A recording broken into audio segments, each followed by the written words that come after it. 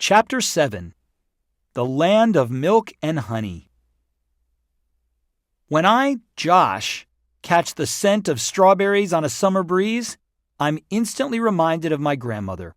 I see her in the kitchen, effortlessly creating a strawberry parfait with fresh berries and homemade cream whipped to perfect peaks. Her strawberry shortcake was legendary, so soft it practically dissolved in your mouth. My grandmother, who is 96 as I write this, still has that magic touch. Unlike today's desserts, often filled with genetically modified ingredients and unhealthy oils sitting on shelves in boxes or plastic, my grandmother's creations relied on fresh, whole, and natural ingredients. With just a few simple elements, she crafted treats that were both healthy and rich in flavor and love. By the late 1990s and early 2000s, plant milk, which is non-dairy milk made from nuts, seeds, grains, or legumes, began to rise in popularity. Soy milk was once the leader because of its long shelf life and versatility. However, around 2010, almond milk began to gain traction as the most popular variety of non-dairy milk consumed in the United States. Today, almond milk tops the charts, with oat milk right behind. But are all these plant-based milk alternatives really the best choice for you? Did you know that most oat milk is made with canola oil, an oil bred from rapeseed oil? That's right, it's the same oil we introduced in Chapter 4 that's used to make engine lubricants, tires, and pesticides. You may not be drinking gallons of oat milk a week, but drinking even a little over a long period of time may not be the best decision if your goal is to live long and well. Other non-dairy milk options are just as unhealthy. Many are filled with sugar, thickeners, and gums, some of which cause cancer in lab rats. Surely this is not the dairy my grandmother used in baking to express her love. I'm one of about 65% of the global population with lactose sensitivities. Jordan enjoys copious amounts of dairy, but opts for fermented or aged varieties and always from A2 sources. When we travel together and I watch him load up his shopping cart with sheep or goat cheese, cream, kefir, and other dairy products, I cringe a bit. Dairy and I never had a good relationship. When I started lifting weights and listening to my body more in college, I noticed a trend whenever I consumed milk or cheese. My nose would run and mucus would build up in my throat. Every winter throughout high school, I'd get hit with bronchitis, which would stick around for 2 to 3 months. In college, I stopped eating dairy and noticed a significant difference. No more bronchitis. Many people have a sensitivity or intolerance that causes them to restrict or ban dairy products. Years after I stopped consuming dairy, I learned about an alternative. When I started following Jordan's dietary recommendations, I tried goat milk for the first time. I did well with a little bit of that, and over time added goat cheese, sheep cheese, kefir, and A2 milk to my dairy repertoire. Today, I can consume small amounts of A2 dairy as it works well with my body. Everybody responds differently to dairy, so as you listen to this chapter and begin to embark on a Biblio lifestyle, listen to your body and find out what works for you. Milk and honey in the Bible. Whether dairy is a staple in your diet or something you avoid because of health concerns, it's interesting to note that the Bible frequently mentions milk, often paired with honey. Together, they symbolize abundance, prosperity, and divine blessing, especially when referring to the Promised Land. We'll dive deeper into the significance of honey later on.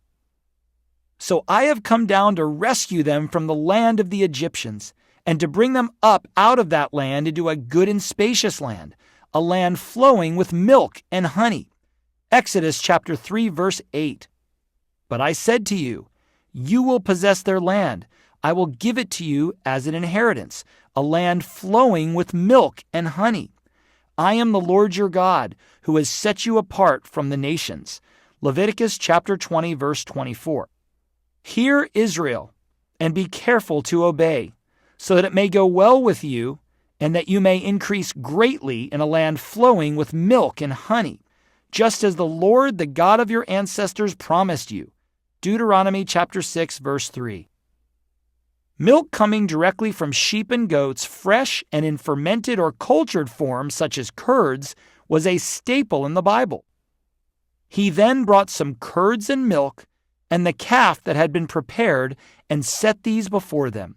While they ate, he stood near them under a tree. Genesis chapter 18, verse 8. He asked for water, and she gave him milk. In a bowl fit for nobles, she brought him curdled milk.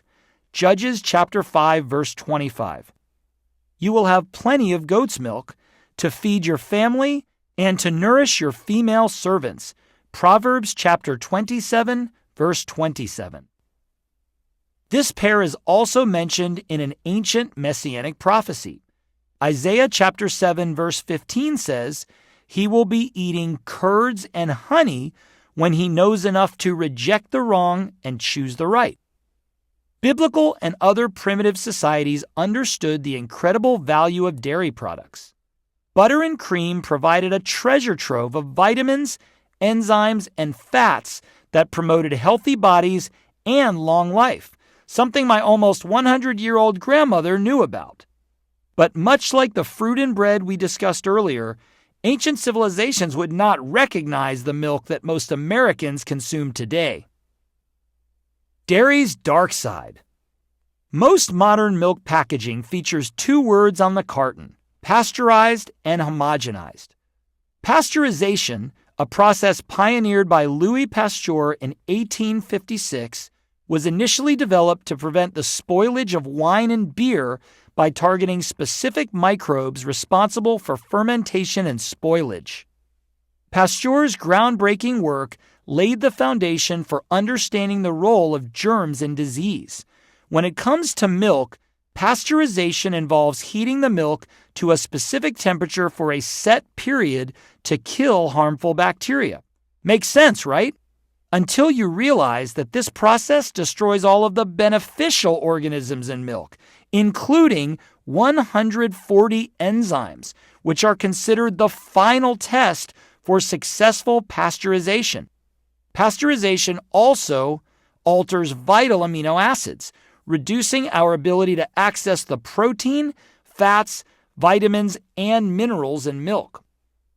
Homogenization is a process designed to make milk smooth and consistent by breaking down fat molecules so they stay integrated rather than separating and rising to the top as cream. Imagine taking all those natural fat globules in milk and blasting them through a high-pressure system to smash them into tiny, uniform particles. This process prevents the cream from separating, giving you that even, creamy texture we're all familiar with in store-bought milk. While homogenization gives milk a uniform look and taste, it also changes the way our bodies handle those fats. The tiny fat particles created through homogenization can pass more easily through the walls of our digestive tract, which may contribute to inflammation and other digestive issues. Moreover, some experts believe that these altered fats could be linked to heart disease and other health problems because of how they interact with our bodies on a cellular level. As if this isn't enough cause for concern, there are dangerous additives in today's modern milk. These include antibiotics. Nearly 2/3 of antibiotics manufactured in America are sold for animal use, most of which is fed to pigs, cows, and chickens to eliminate potential illnesses that may be created in the crowded and contaminated areas in which they're raised.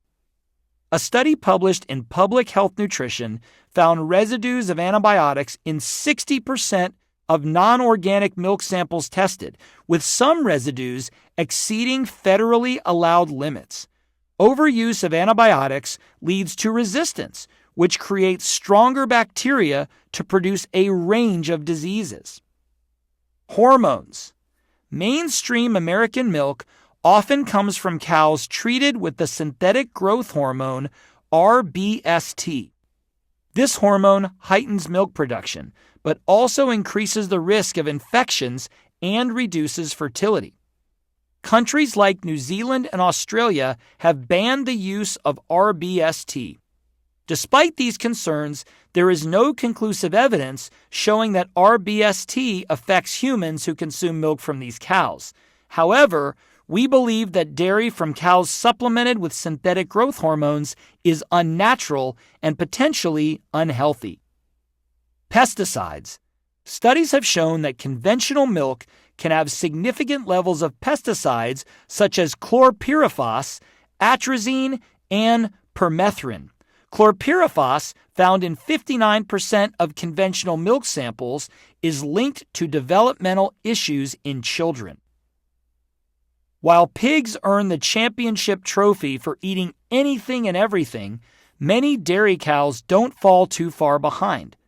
At least 2 dairies use the waste that would normally be dumped in landfills, including expired baked goods, fruits, and chocolate to feed their cows. Why? It's cheaper, of course. One farmer claimed that this dietary addition, which includes a ration of about 15 chocolate bars a day, is quote-unquote a great source of energy, and that sugar, quote-unquote, can actually help improve milk components. Some dairies, particularly those that are close to candy factories, purchase sugary confections like Skittles in bulk and at discounted prices to add to their dairy cow feed. When corn prices began to soar in 2021, savvy farmers sweetened their cows' diets by incorporating corn syrup-laden candy as an alternative feed. Jordan, was brainwashed into thinking that all milk, like all fat, was bad. As a freshman in college, I lived with 6 roommates, all of whom were older than me. My unique food choices, like my fat-free obsession, became the source of endless teasing. The upside was that I never had to label any of my foods or threaten my roommates to stop stealing my snacks. They'd rather chew on cardboard than try my tasteless treats. One of my buddies learned this lesson the hard way, evidenced by the sticky note he slapped on my Rice Dream brand rice milk carton that read, "Rice Nightmare." And, well, he wasn't wrong. If you've ever tried rice milk, you're probably cringing just thinking about its watery consistency and pasty flavor. Even worse than its bland taste, a 2022 Swiss study reported that regular consumption of rice drinks could significantly contribute to arsenic exposure. A true nightmare indeed. During my battle with Crohn's disease, I tried 69 different diets and treatments, each one promising to bring me miracle healing. While none of them delivered the results I'd hoped for, one particular diet opened my eyes to the world of cultured and fermented dairy, specifically real homemade whole milk yogurt. This newfound addition to my diet, something I had never tried before, set me on a transformative path to healing. The Bible's solution to the dairy conundrum? Drink original milk. Original milk, the cream of the crop. The milk of our ancestors had 7 characteristics that made it virtually perfect. It was, number 1, organic, number 2, A2, number 3, raw or unpasteurized, number 4, non-homogenized, number 5, grass-fed or pasture-raised, number 6, cultured or fermented, and number 7, whole. We'll explain these essential qualities and why they matter. But before we do, we want to take some pressure off. We're not encouraging you to consume only original milk. We know that not everyone can or wants to buy milk that comes from, for example, a water buffalo. At the end of this chapter, we'll provide you with a list in ranking order of the milk that's best to consume. For some, this might mean opting for organic milk at the store. while others might explore local farms to find milk that comes from goats or sheep. Let's start talking about the properties of original milk. Number 1, organic. While organic products may cost a bit more, think of them as an investment in your health, thanks to their unmatched health benefits. Products that boast the USDA organic seal must meet certain criteria. Cows, for instance, must roam free in pastures throughout the grazing season, with at least 30% of their diet sourced from lush fields. Plus, they're kept free of growth hormones and antibiotics. Some studies suggest that organic milk contains higher levels of omega-3 fatty acids and certain antioxidants, which could contribute to overall better health. Choose organic because it's the smarter, healthier option that you can conveniently find everywhere these days, from your neighborhood grocery store to the corner convenience shop. Number 2, A2. One of our desert island foods is A2 cultured dairy. Originally, all cows produced A2 milk until a genetic mutation in some European cattle introduced A1 beta-casein into the milk supply. This shift led to what some experts have called the devil in the milk. When A1 beta-casein is digested, it releases a tiny protein fragment called beta-casomorphin 7, or BCM7 for short. This little protein fragment is linked to a host of health issues, including heart disease, type 1 diabetes, and autism. Emerging evidence also suggests its role in milk intolerance and inflammatory responses in the body. This makes A2 milk a better choice for individuals with lactose intolerance or casein sensitivities, potentially alleviating symptoms like bloating, cramps, and gastrointestinal distress. Another benefit of A2 milk? It can give athletes an edge by fortifying bones and enhancing performance levels. Remember, all dairy from goat, sheep, and water buffalo milk is naturally A2. Number 3, raw or unpasteurized. This simply means it comes straight from the cow in its raw state. Dr. Francis Pottinger, whose work laid the foundation for modern epigenetics, conducted a groundbreaking study in the 1930s on the effects of diet using cats. He observed that cats that were fed raw meat and raw milk maintained excellent health, while those that were fed cooked meat and milk experienced rapid health decline, including dental issues, weaker bones, and higher infant mortality rates. These health problems worsened over generations, but switching back to a raw diet showed some potential for regeneration. This study underscores the importance of raw milk's nutrients and enzymes, which are often destroyed when milk is heated to high temperatures during the pasteurization process. While pasteurization is not intended to kill all pathogenic microorganisms in the milk, just reduce those likely to cause disease, the process destroys the good bacteria available in milk and reduces the bioavailability of calcium. It also reduces the presence of copper, iron, and vitamins A, B complex, C, and E. Also, pasteurization changes the sugar molecule lactose into beta-lactose, which has a bigger effect on your blood sugar levels, making you hungrier quicker. Number 4, non-homogenized. Homogenization is also a no-no for us. In 1899, Auguste Gaulin patented a nifty machine that shot milk through a fine nozzle to break up fat globules so that butter fat would not rise to the top. In the old days, when cow milk was bottled and put on store shelves, globules of butter fat separated from the milk and floated to the top of the bottle. That's why we have the expression, the cream always rises to the top. Homogenization breaks down milk's natural fat molecules and oxidizes it into a bad fat. Might as well pour some vegetable or seed oil over your morning cereal. Homogenization also creates an enzyme called xanthine oxidase, or XO, which contributes to heart disease by damaging the arteries and building up arterial plaque.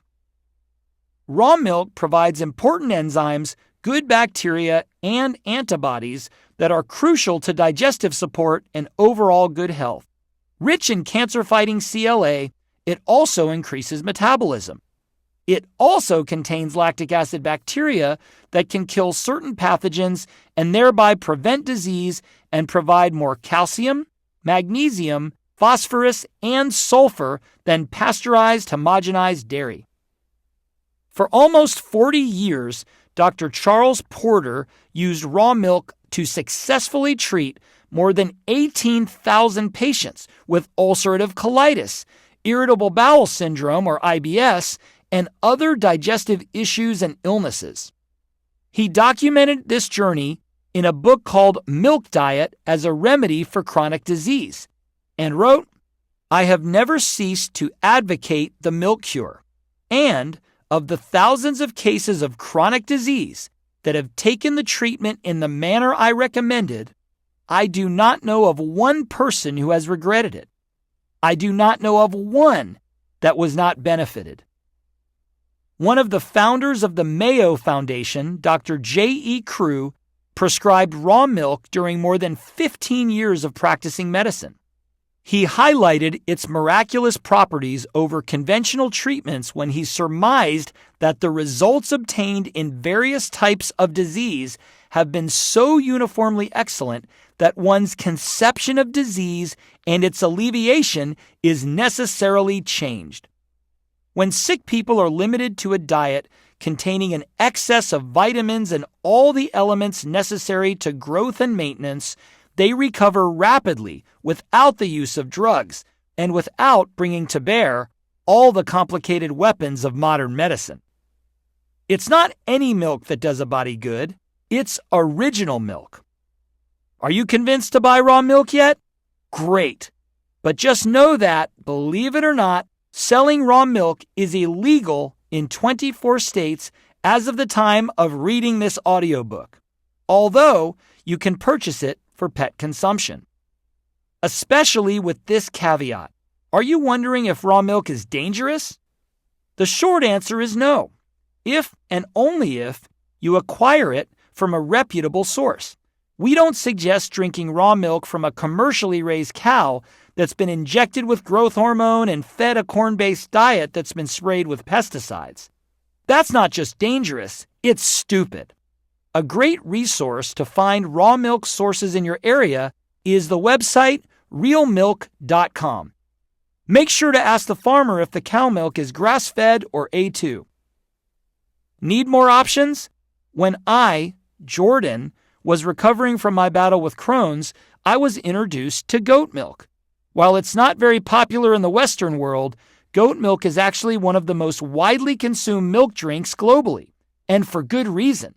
It tastes great, is packed with essential nutrients, and is always A2.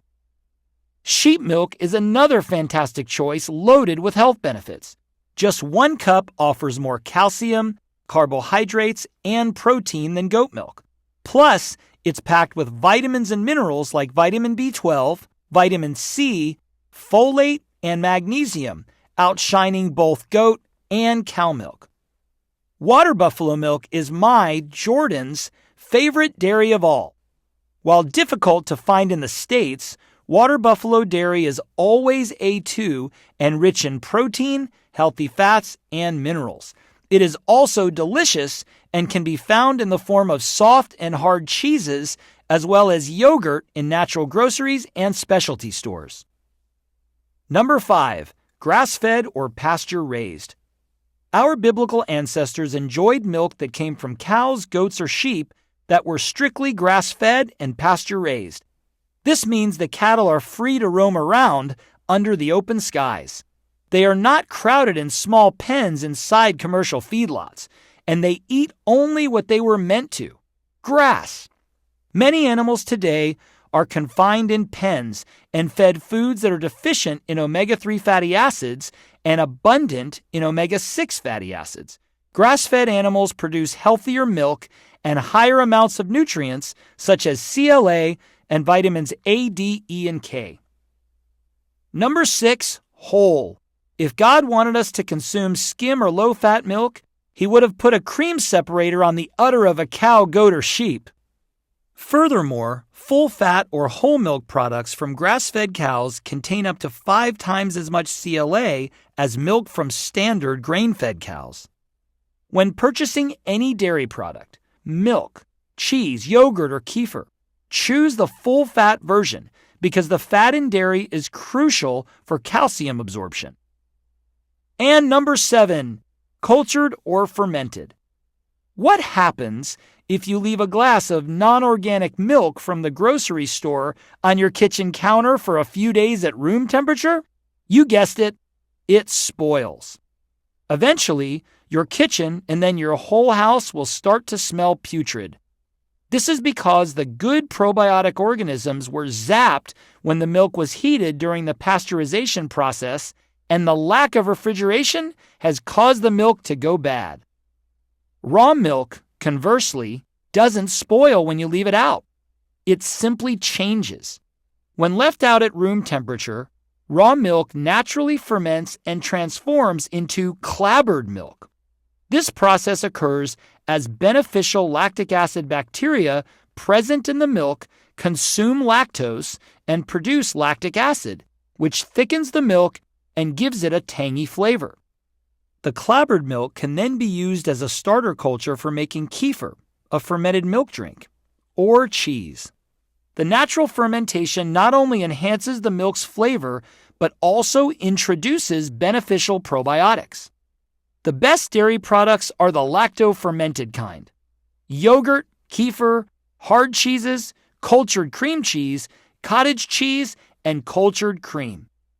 People who normally can't consume dairy products because they are lactose intolerant can often tolerate fermented dairy products because the enzyme lactase is produced by the lactic acid bacteria found in those products. This enzyme can break down and digest lactose, the milk sugar found in dairy products. What's more, properly prepared cultured dairy products should contain little or no residual lactose because the bacteria feeds on this sugar during the fermentation process. In its wake, the bacteria leave galactose, an easy-to-digest monosaccharide sugar. Some options of cultured or fermented dairy include kefir, a fermented milk drink that is similar to yogurt but even more potent. Kefir raises immunity, builds bone strength, promotes digestive health, reduces allergies, and more. Best of all, it's extremely easy to make in your own home. It can be used in smoothies or in place of milk, yogurt, or cream when cooking. And thankfully, you can buy it in your local supermarket or health food store. This week, give original milk a try. Explore the world of kefir, goat's milk, A2 milk, and other dairy products like goat or sheep cheese. Check out a grocery store like Whole Foods Market or Sprouts Farmers Market, an online retailer, health food stores, local farmers markets, specialty cheese shops, international supermarkets, or better yet, local farms. And honey, too. Let's not forget about milk's biblical companion, honey, mentioned 56 times in the Good Book. Our favorite sweetener, honey is also one of the most potent healing foods we have at our disposal. Generations of grandmothers prepared hot honey drinks to soothe sore throats, calm frayed nerves, and ensure a good night's sleep. People with asthma often swear by honey's ability to help them breathe easier. Honey wipes out bacteria that cause diarrhea and may eliminate such disease-causing bacteria as Salmonella, Shigella, E. coli, and cholera. Most of the honey consumed today is processed, having been heated and filtered after it was gathered from the hive. Excessive heat can destroy the natural enzymes, vitamins, and minerals in honey, along with beneficial phytonutrients and protein-packed bee pollen. Commercial honey is often sourced from bees treated with antibiotics and fed nourishment in the form of sugar or low-cost syrup. Heat is used to achieve the sparkling clarity seen in many commercial honeys, but this process strips away much of its natural goodness. Instead, choose opaque, organic raw honey, which retains its natural nutrients and benefits. Always look for high-quality honey produced locally and sold in its raw and unheated form. Unlike processed honey, raw honey maintains its incredible nutritional value and health benefits. Honey is one of nature's purest foods, and it's much more than just a natural sweetener. It's a natural gem packed with health benefits. Honey helps manage weight and diabetes, fends off pollen allergies, and delivers antimicrobial, antioxidant, and anti-inflammatory properties. Raw honey contains 22 amino acids, 27 minerals, and 5,000 enzymes. Minerals include iron, zinc, potassium, calcium, phosphorus, magnesium, and selenium. Vitamins found in honey include vitamin B6, thiamine, riboflavin, pantothenic acid, and niacin. In addition, the beneficial compounds contained in it help neutralize damaging free radical activity. 1 tablespoon of honey contains 64 calories, yet it has a healthy glycemic load of around 10 for 1 tablespoon. Unlike white sugar, raw honey does not cause a sugar spike and elevated insulin release. Raw honey can be a healthy alternative to highly processed sugar in recipes that don't require heat. For every tablespoon of sugar in a recipe that doesn't require heating, you can typically use 2 teaspoons of honey instead. Our biblical ancestors used raw wild honey as a treat. Proverbs chapter 16 verse 24 compares honeycomb to pleasant words, indicating it can even bring healing to the bones. However, the Bible admonishes us not to overdo honey consumption. We are told in Proverbs chapter 25 verse 27, "It is not good to eat too much honey." Keep that in mind when using this sweet health elixir. Royal jelly is a nutritious substance produced by young nurse bees. It contains significant amounts of amino acids, which are the building blocks of protein. These are important for cell growth and reproduction. As a honeybee secretion, royal jelly is used in the nutrition of bee larvae and adult queen bees.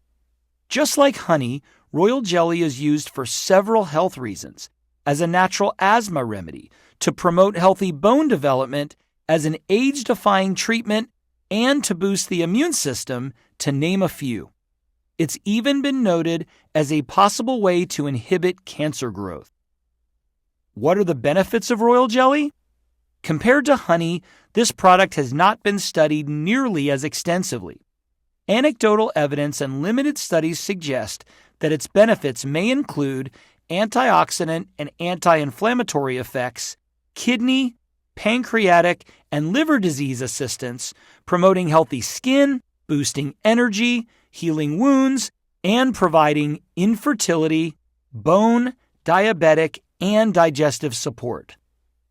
Uniquely, royal jelly is the only determining factor in the development of a queen bee from an ordinary worker bee. The hive selects its next queen when she's just a few days old. When she's been chosen, the queen bee-to-be starts getting fed royal jelly and eats it for the rest of her life. And all those nutrients are what make her the biggest bee in the hive, living longer than the other bees. Look for royal jelly at your local health food store.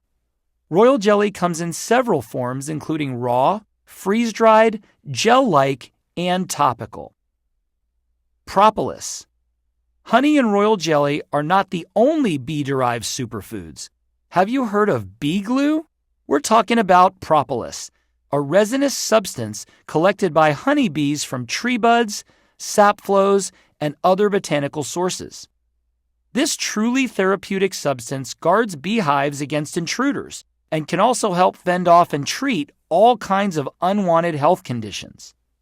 Scientists have identified over 300 compounds found in bee glue, including amino acids and polyphenols.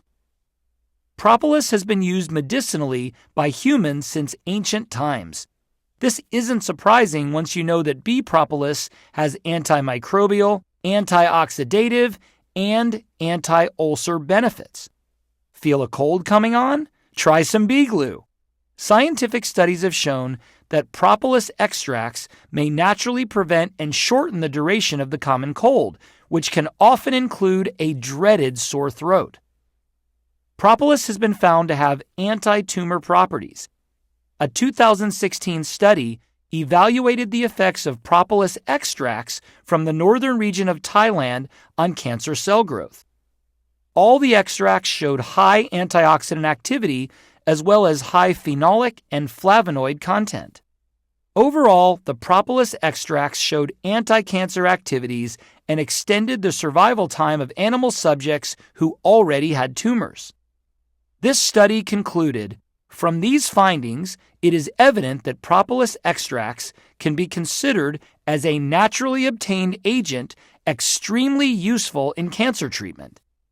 Propolis extract, tincture, capsules, tablets, powder, spray, ointment, and cream are all typically available for purchase at any health food store as well as online.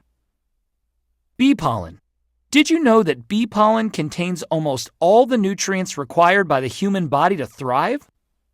That's why the German Federal Ministry of Health has officially recognized it as a medicine. Bees collect pollen from plant anthers, mix it with a small dose of the secretion from salivary glands or nectar, and place it in specific baskets called corbiculae that are situated on the tibia of their hind legs called pollen loads. Then it's brought to the hive and packed in honeycomb cells. The surface of the collected pollen is covered with a thin layer of honey and wax, creating bee bread. Research shows that the bee bread undergoes anaerobic fermentation and is preserved by the rising lactic acid. The bee bread serves as the basic protein source for the bee colony. Bee pollen is known as an apitherapeutic product because it contains groups of chemical compounds that are made by bees and used for medicinal purposes. It is composed of about 250 substances, including amino acids, lipids, vitamins, macro and micronutrients, and flavonoids. Bee pollen is wonderful for natural allergy relief and is responsible for the many health benefits of raw honey. It's rich in vitamins, minerals, proteins, lipids and fatty acids, enzymes, carotenoids, and bioflavonoids, making it an antibacterial, antifungal, and antiviral agent that strengthens the capillaries, reduces inflammation, stimulates the immune system, and lowers cholesterol levels naturally. You can buy ground pollen or granules. Add it to smoothies, yogurt, cottage cheese, cereal, baked goods, and salads. Or let the nutrients infuse in warm water and drink it for an upsurge of vitamins and minerals. Manuka honey. One type of honey that is not technically named in the Bible but boasts medicinal properties is Manuka honey. Manuka honey is one of nature's most potent antimicrobial substances, setting it apart from other types of honey. This unique honey, primarily used for its medicinal properties, offers a range of health benefits. Studies and anecdotal evidence suggest that Manuka honey, packed with enzymes, amino acids, B vitamins, organic acids, trace minerals, electrolytes, alkaloids, and glycosides, can aid in healing sore throats, digestive issues, acne, and gingivitis. Available in various forms, Manuka honey is used in herbal antimicrobial salves, creams, and skincare products, enhancing its versatility and appeal. The nutritional profile of Manuka honey gives it unique antimicrobial properties, making it effective against bacteria, including those resistant to antibiotics. When my Josh's oldest daughter was a newborn, she had cradle cap, a common skin condition that shows up as yellow or brown thick, crusty, or greasy patches on a baby's scalp. Manuka honey cleared this right up.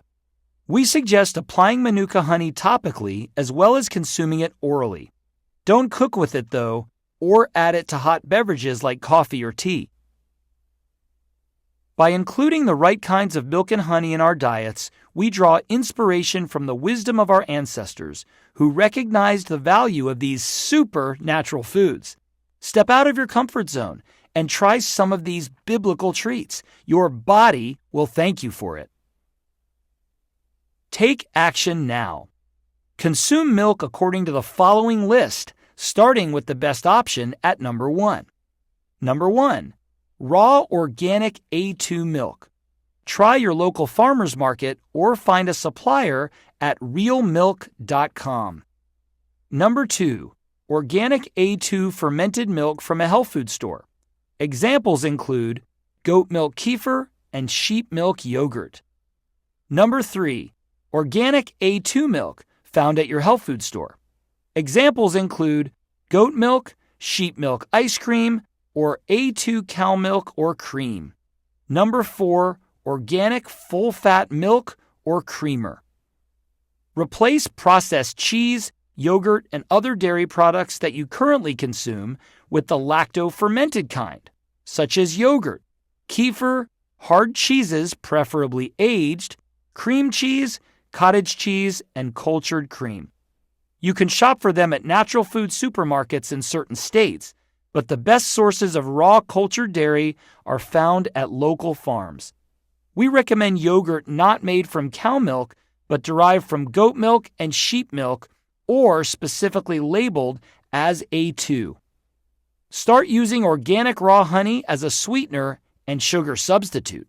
Try royal jelly, propolis, and bee pollen for an added health-packed punch. Have an antimicrobial, immune support, or skin issue? Research how Manuka honey can help.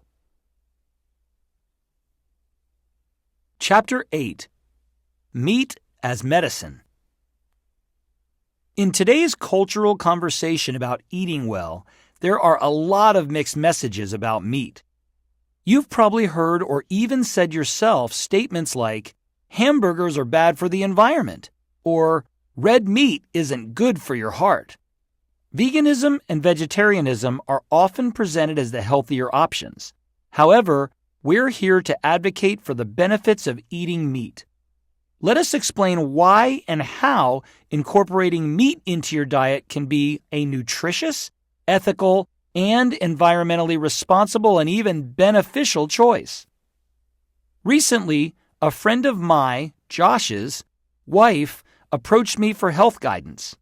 A yoga instructor who ate a vegetarian diet, she confided in me about her 2-year struggle with getting pregnant. She was also tired much of the time despite eating natural foods and exercising regularly. After discussing her lifestyle with her, I suggested she add meat to her diet. A staunch vegan, initially, she wasn't thrilled. After I explained the benefits of organic grass-fed meat, wild-caught fish, and pasture-raised eggs, however, she chose to give it a try.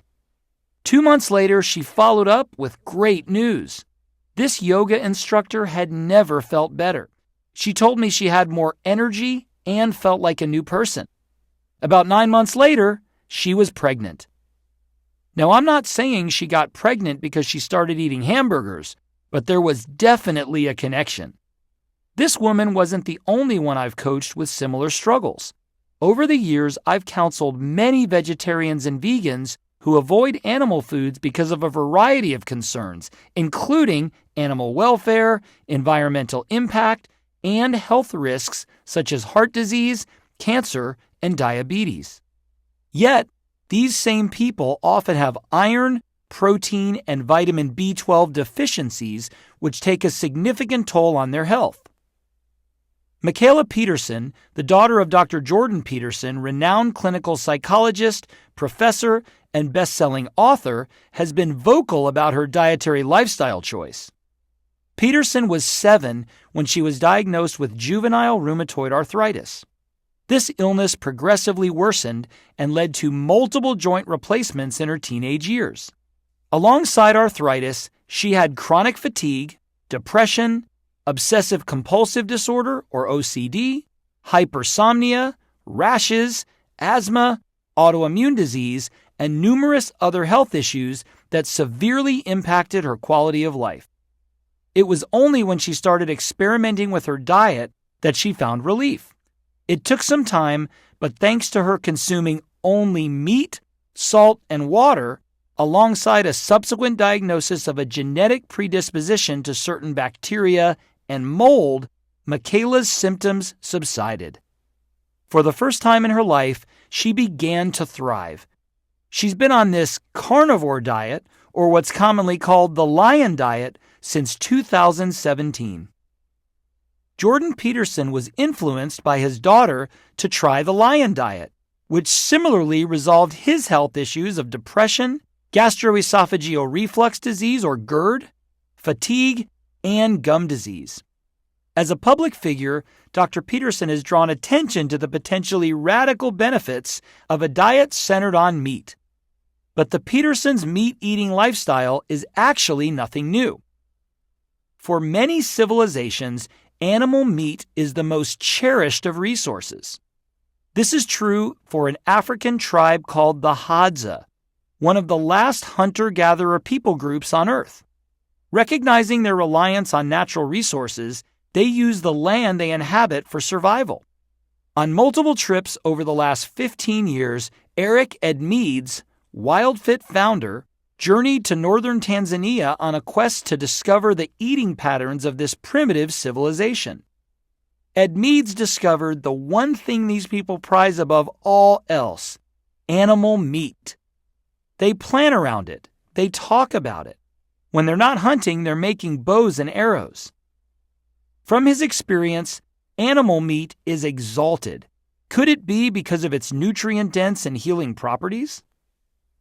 The most famous carnivore you probably never heard of underscored the importance of including animal meat in our diet. Starting in the 1920s, Vilhjalmur Stefansson, a Nordic anthropologist and Arctic explorer, studied the Inuit people by living with them. He adopted their dietary lifestyle, which consisted of seal, caribou, whale, waterfowl, and little vegetable consumption.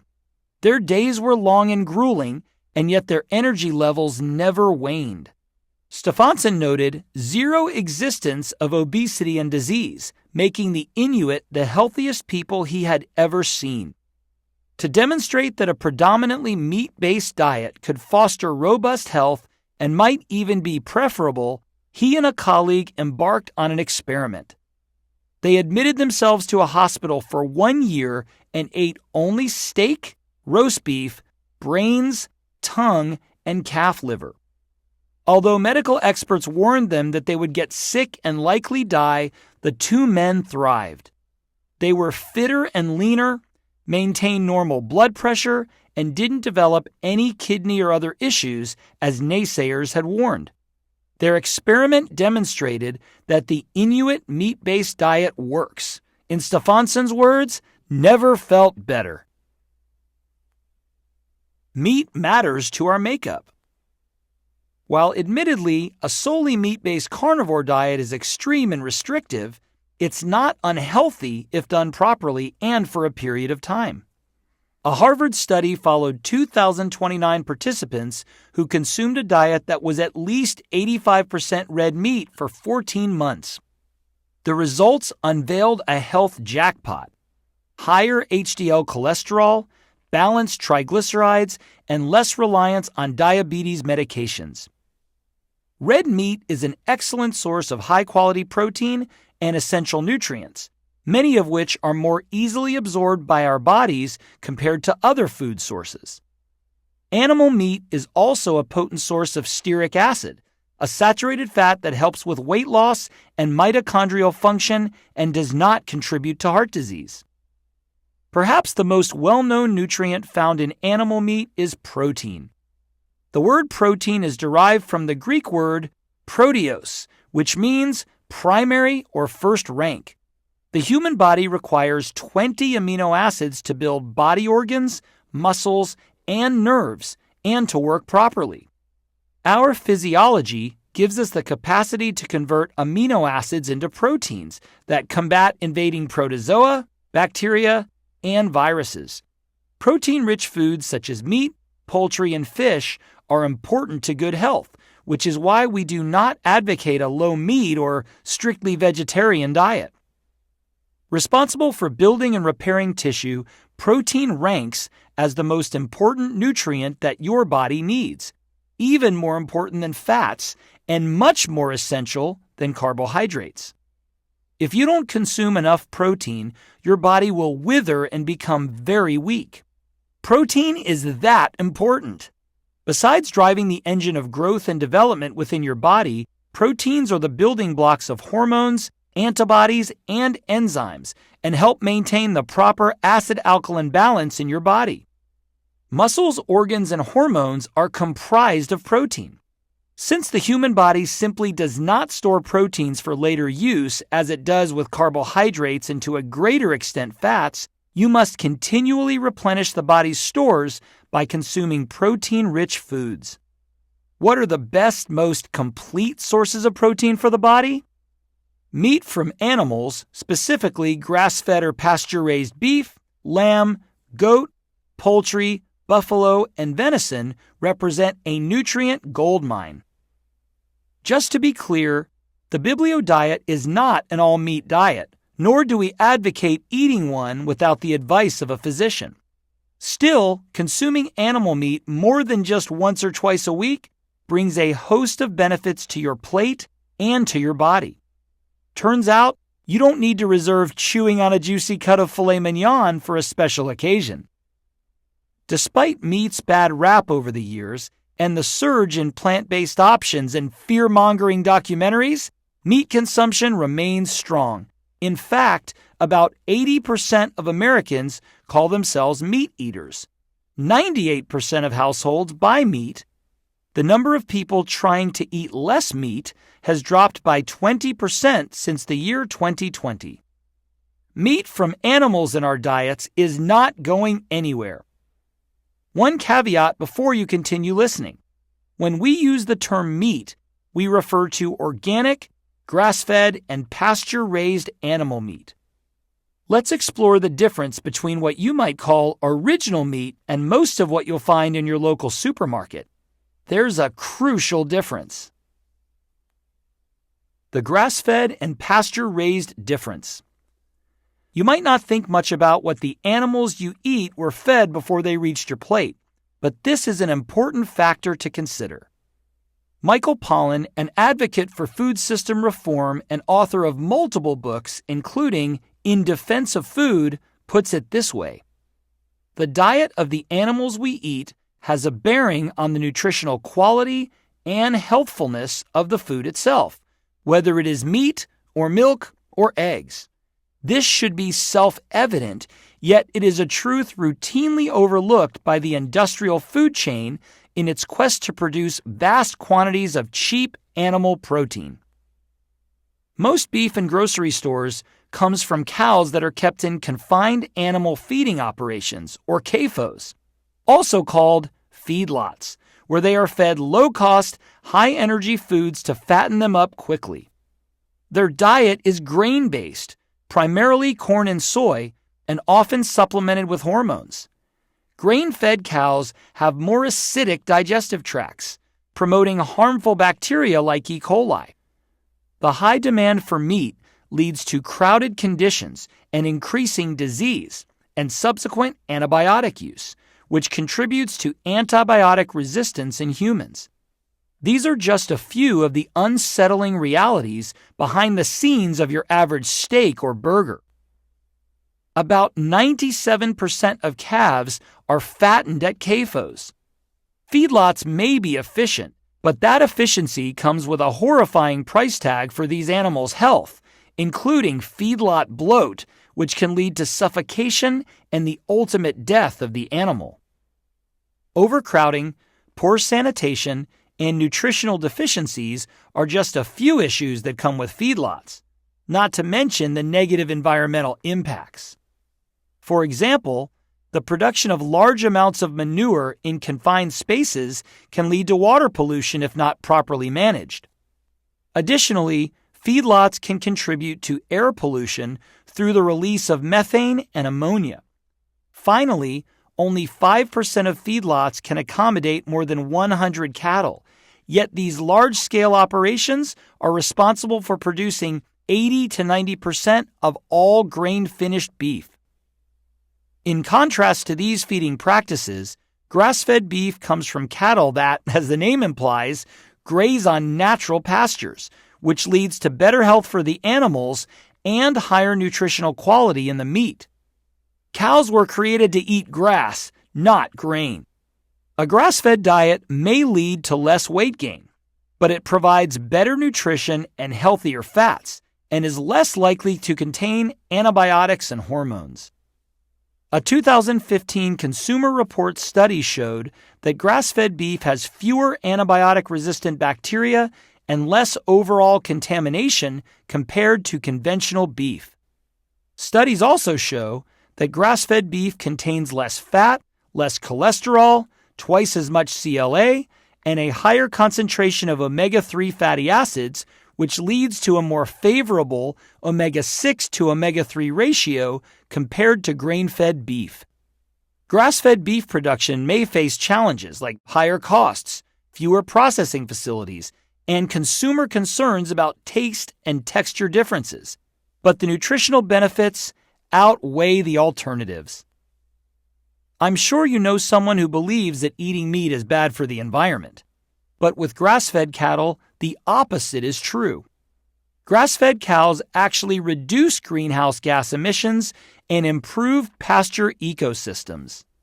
The key is preventing overgrazing and overtilling.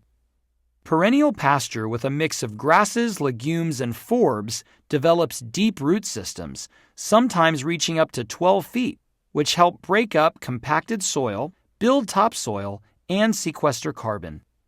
Overgrazing harms plants and soil, but controlled grazing, fertilized by cow manure, stimulates plant growth and regeneration.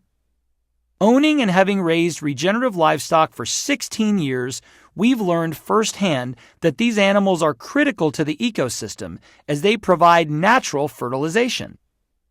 Grass-fed cows can potentially act as a net carbon sink, meaning they absorb more carbon dioxide from the atmosphere than they release. A 4-year Michigan State University study compared conventional feedlot agriculture to adaptive multi-paddock grazing. This is a regenerative farming method using temporary fencing to rotate cows and prevent overgrazing. Researchers determined that multi-paddock grazing resulted in a net carbon sink. This means that well-managed farms that align with nature can positively impact the environment by putting carbon back into the soil. Grass-fed beef, lamb, goat, buffalo, and poultry farms contribute to soil regeneration, wildlife ecology maintenance, and protection of water and air quality. Grass-fed beef does typically cost more per pound, but it's certainly worth the slightly higher price tag. The good news is that you can find grass-fed beef in almost every grocery store, including Walmart and Costco. What about chicken? Like grass-fed cattle, we prefer pasture-raised chicken and eggs for their optimal nutritional benefits. Research from Penn State University found that eggs from chickens allowed to forage on grasses and eat insects, which is their natural diet, contain twice the amount of vitamin E, more than double the total of omega-3 fatty acids, and 38% more vitamin A compared to eggs from commercial hens. Conventional chicken farming has declined in quality since the rise of factory farming in the 20th century, emphasizing profits over health. Some chicken farmers treat their birds poorly and produce low-quality meat, often containing harmful pathogens like salmonella. These chickens live in confined, unsanitary conditions and are often given antibiotics to promote unnatural growth, leading to health concerns. A 2013 Consumer Reports test found that 97% of conventional chicken contained harmful bacteria, with many samples showing resistance to multiple antibiotics. Pasture-raised chickens have access to the outdoors, allowing them to roam, get fresh air, and socialize. As a result, they lead healthier, more natural lives. Organic or pasture-raised chicken is the way to go for a high-protein food that's good for both you and the birds. When shopping for chicken, look for a label that says certified organic and/or pasture-raised. A local source is often the best way to ensure that both your chicken meat and eggs meet your standards. We also want to note the difference between cage-free or free-range versus pasture-raised eggs.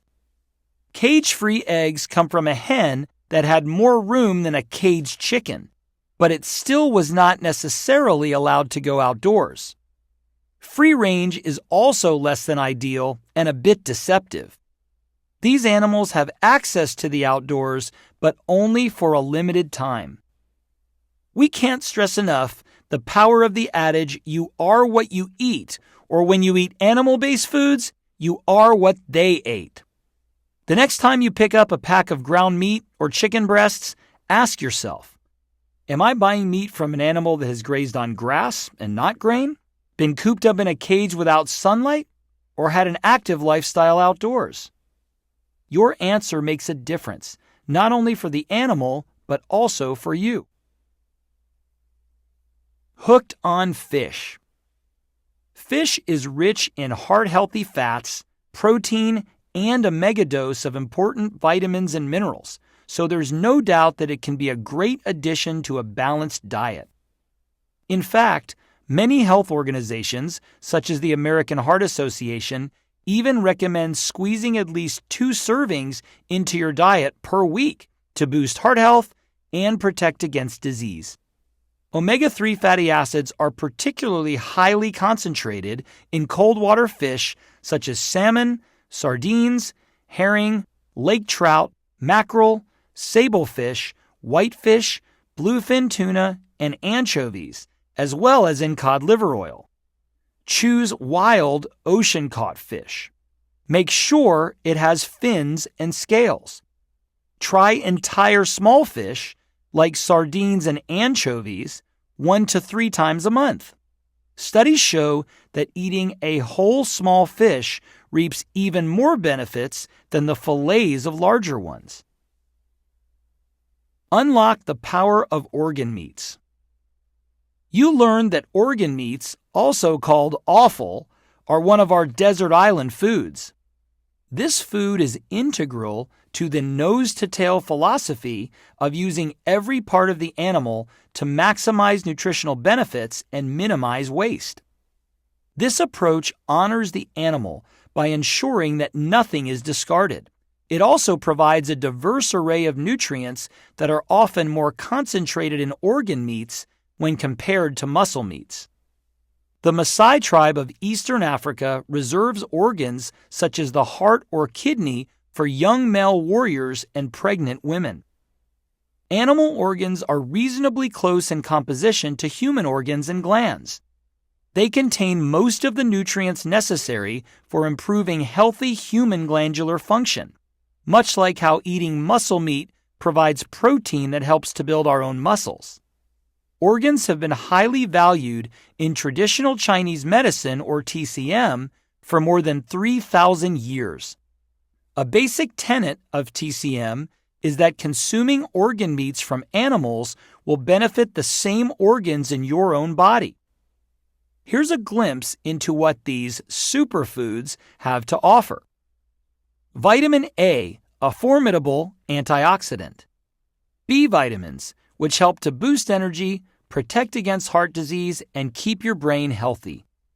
Coenzyme Q10 or CoQ10, an antioxidant that may aid heart health, build brain health, slow down the natural aging process, and boost energy levels.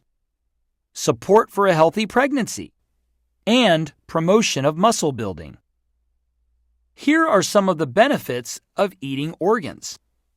Liver, one of the most nutrient-dense foods available, exceptionally high in vitamin A, iron, and B vitamins, especially B12 and folate.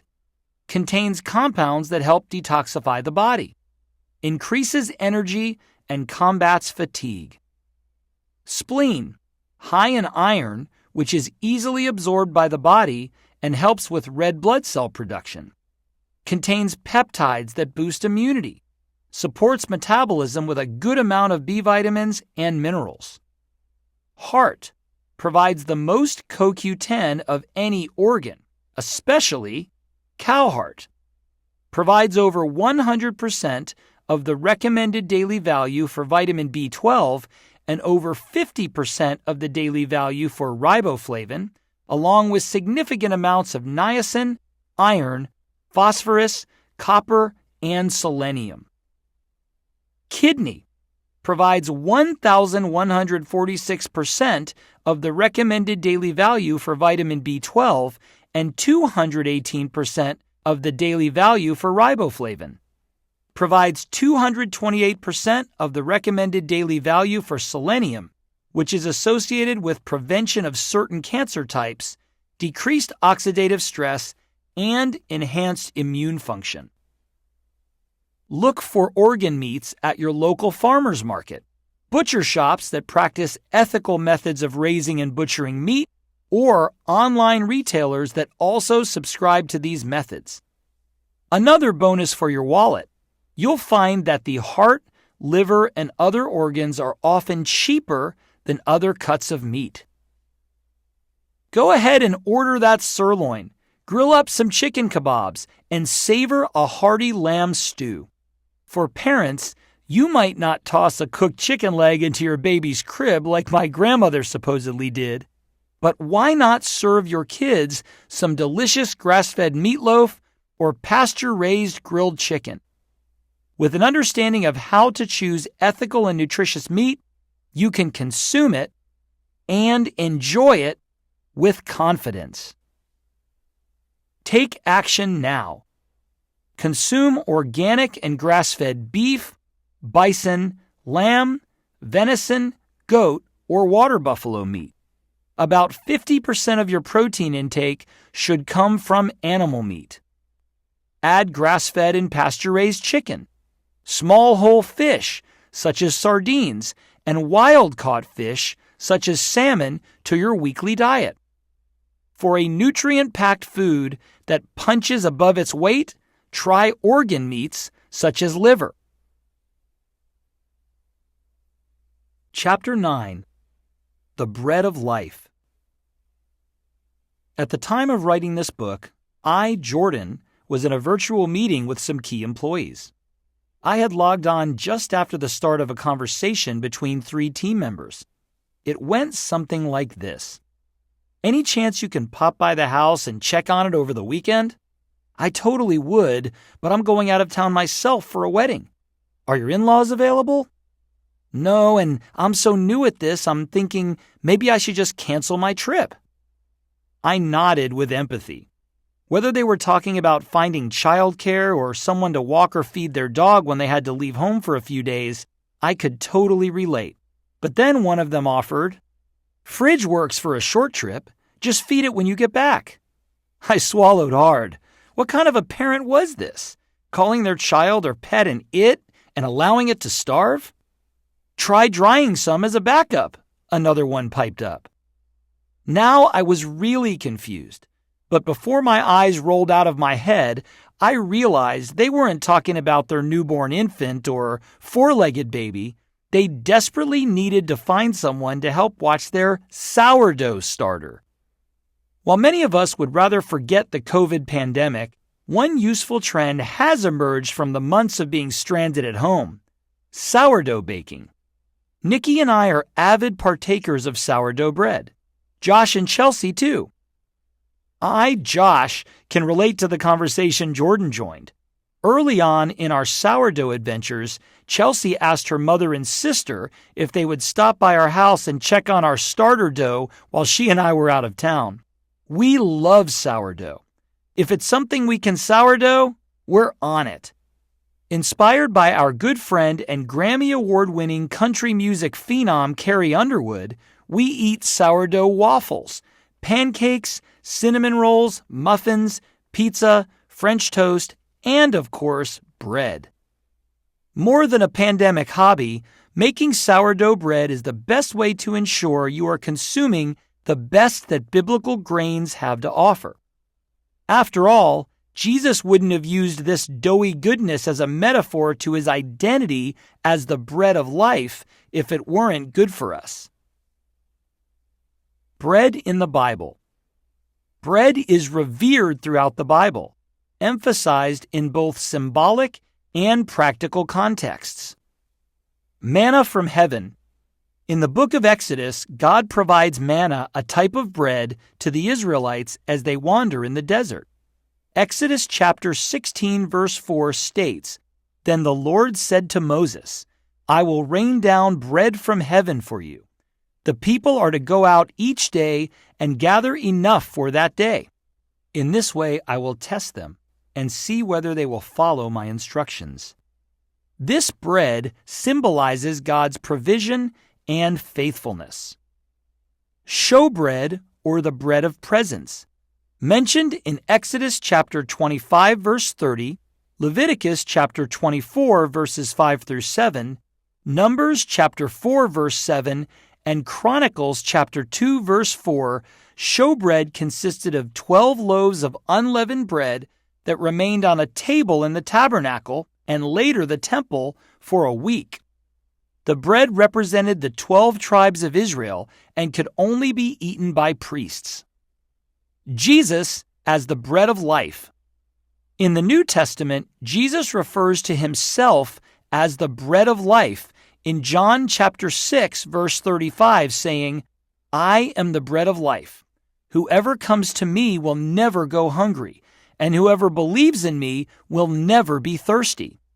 This declaration emphasizes the spiritual sustenance and eternal life that Jesus offers, portraying bread as a symbol of his essential and life-giving nature.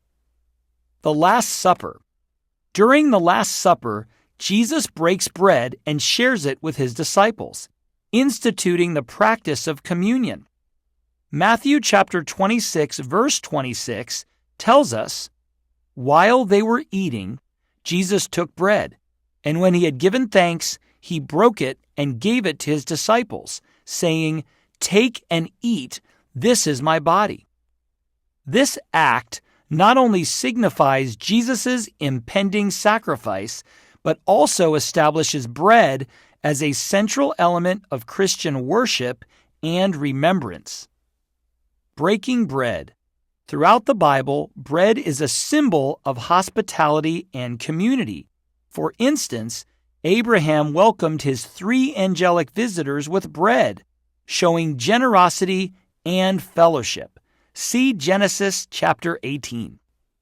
Likewise, marking a moment of blessing, King Melchizedek served bread to Abraham. See Genesis chapter 14, verses 17 through 24. Solomon's daily provision.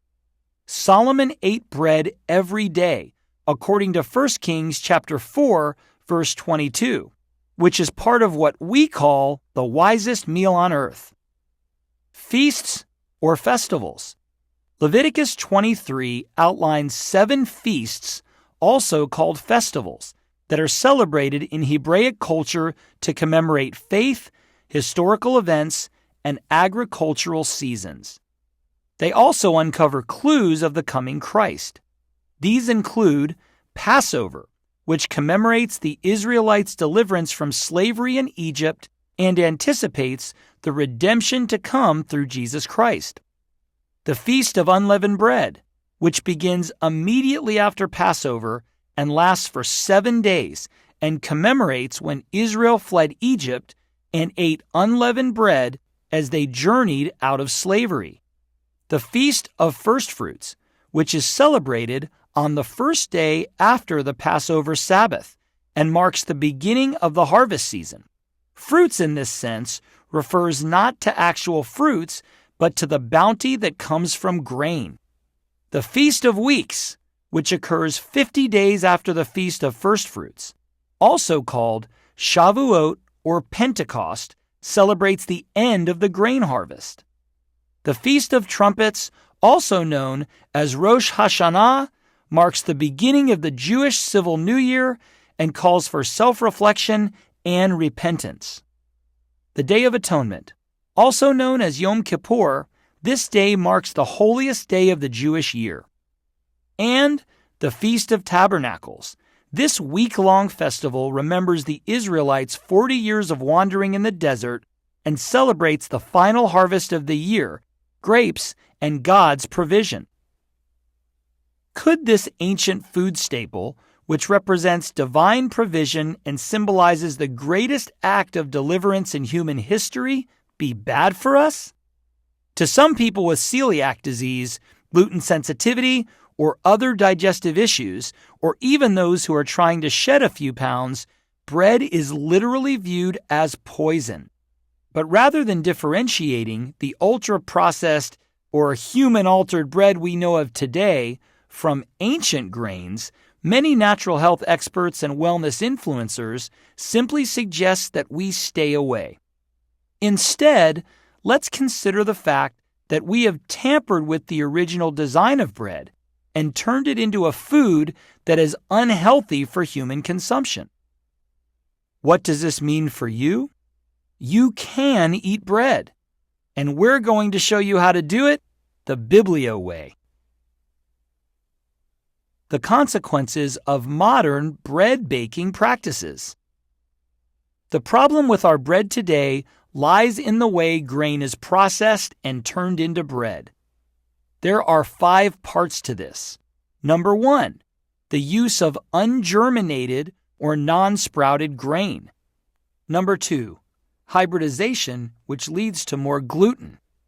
Number 3, chemical manipulation, including the spraying of glyphosate.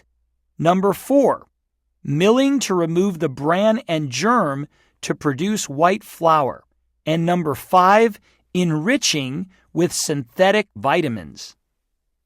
Number 1, due to industrial methods of bread making, such as the Corley wood bread process developed in 1962, the grain used in most bread today is neither germinated nor sprouted. Germination activates the grain's natural metabolic processes, including the enzyme phytase, which breaks down phytates. Phytates are substances that contain phosphorus in acidic form, as well as mighty enzyme inhibitors that combine with or grab minerals in the intestinal tract and block their absorption. Germination and sprouting naturally and effectively remove the phytates from the outer covering of the natural grains. Without even understanding the science behind the method, our ancestors were harvesting and preparing their grains in a way that enhanced digestion and health. Fast forward to modern times. While germination increases the nutritional value of grains, it also, you guessed it, shortens the bread's shelf life, increases its cost, and increases the time needed to make it.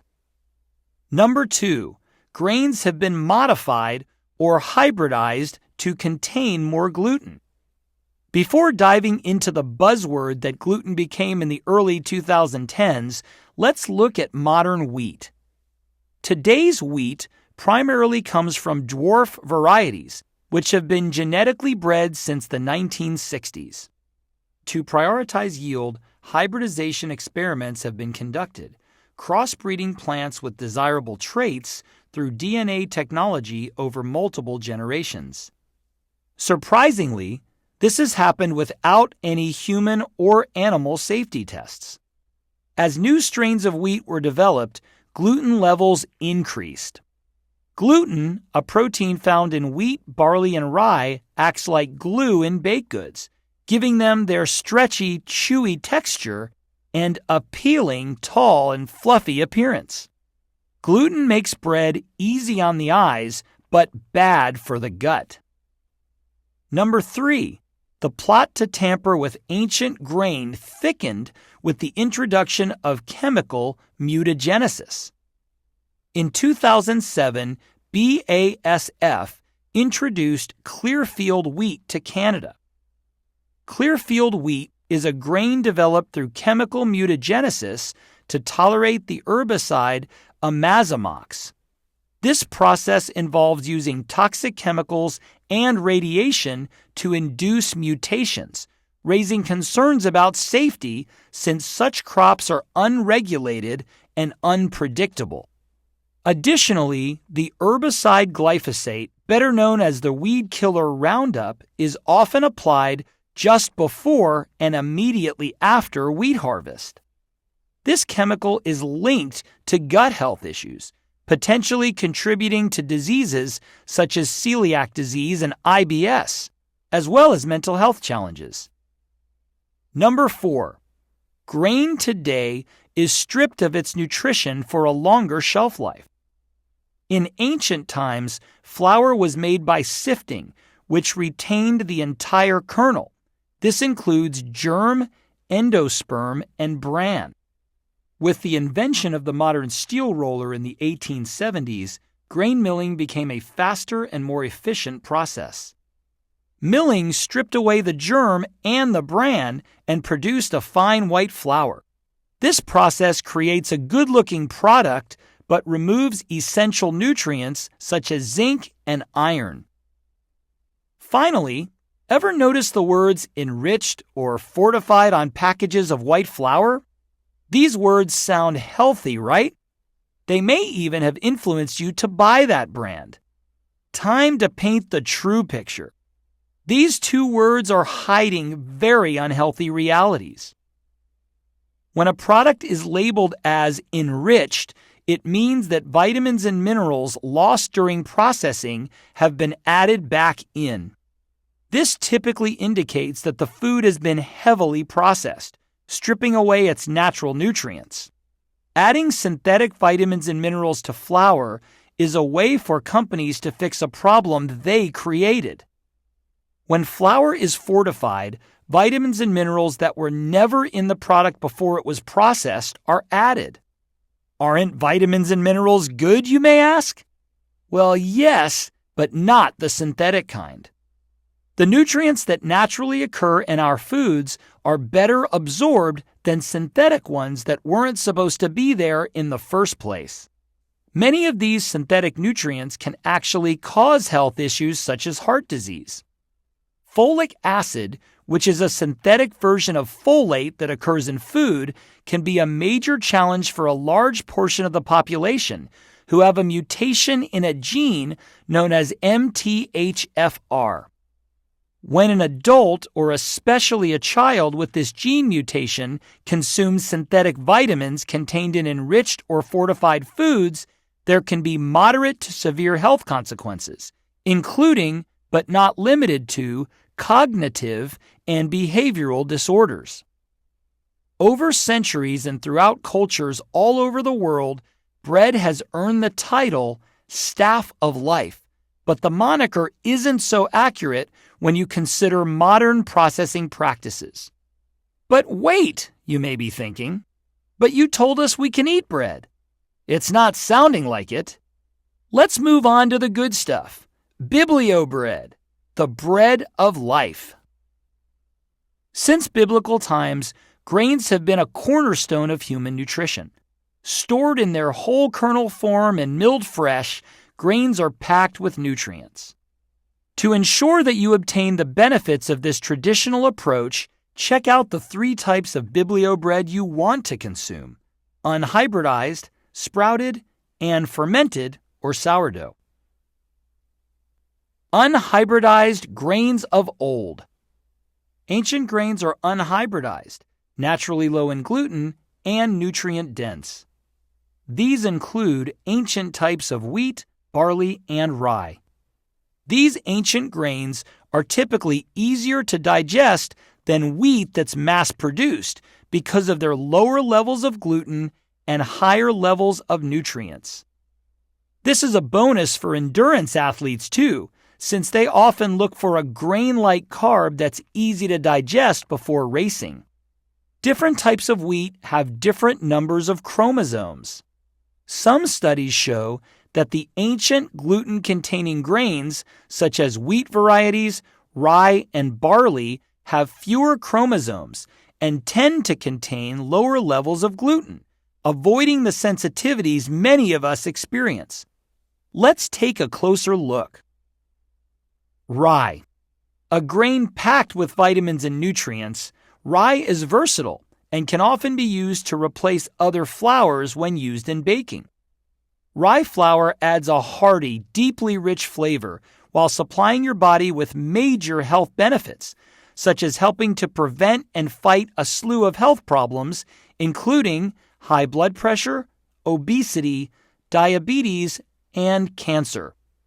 Rye bread and rye flour nutritional components differ from those of wheat and barley, and often pack more of a punch, especially if you opt for the dark variety, which provides more potent health benefits because of increased antioxidant levels. Barley. Barley is a very high fiber content grain, with copious amounts of vitamins and minerals such as selenium and magnesium, antioxidants called lignans, and heart health and diabetes protection. These are just some of barley's nutrition benefits that make it one of the best whole grain choices. When compared to many other grains, even other ancient whole grains, barley is lower in fat and calories, but higher in dietary fiber and certain trace minerals. This ancient grain has legendary status. Living on a hearty diet of wheat, barley, and beans, Roman gladiators earned the nickname barley men or barley eaters. I bet you didn't see that one coming. Spelt. It is believed that spelt flour was first used thousands of years ago, making it one of the oldest cultivated crops in human history. Spelt flour, also known as dinkel wheat or whole wheat, is a grain or cereal that's closely related to wheat.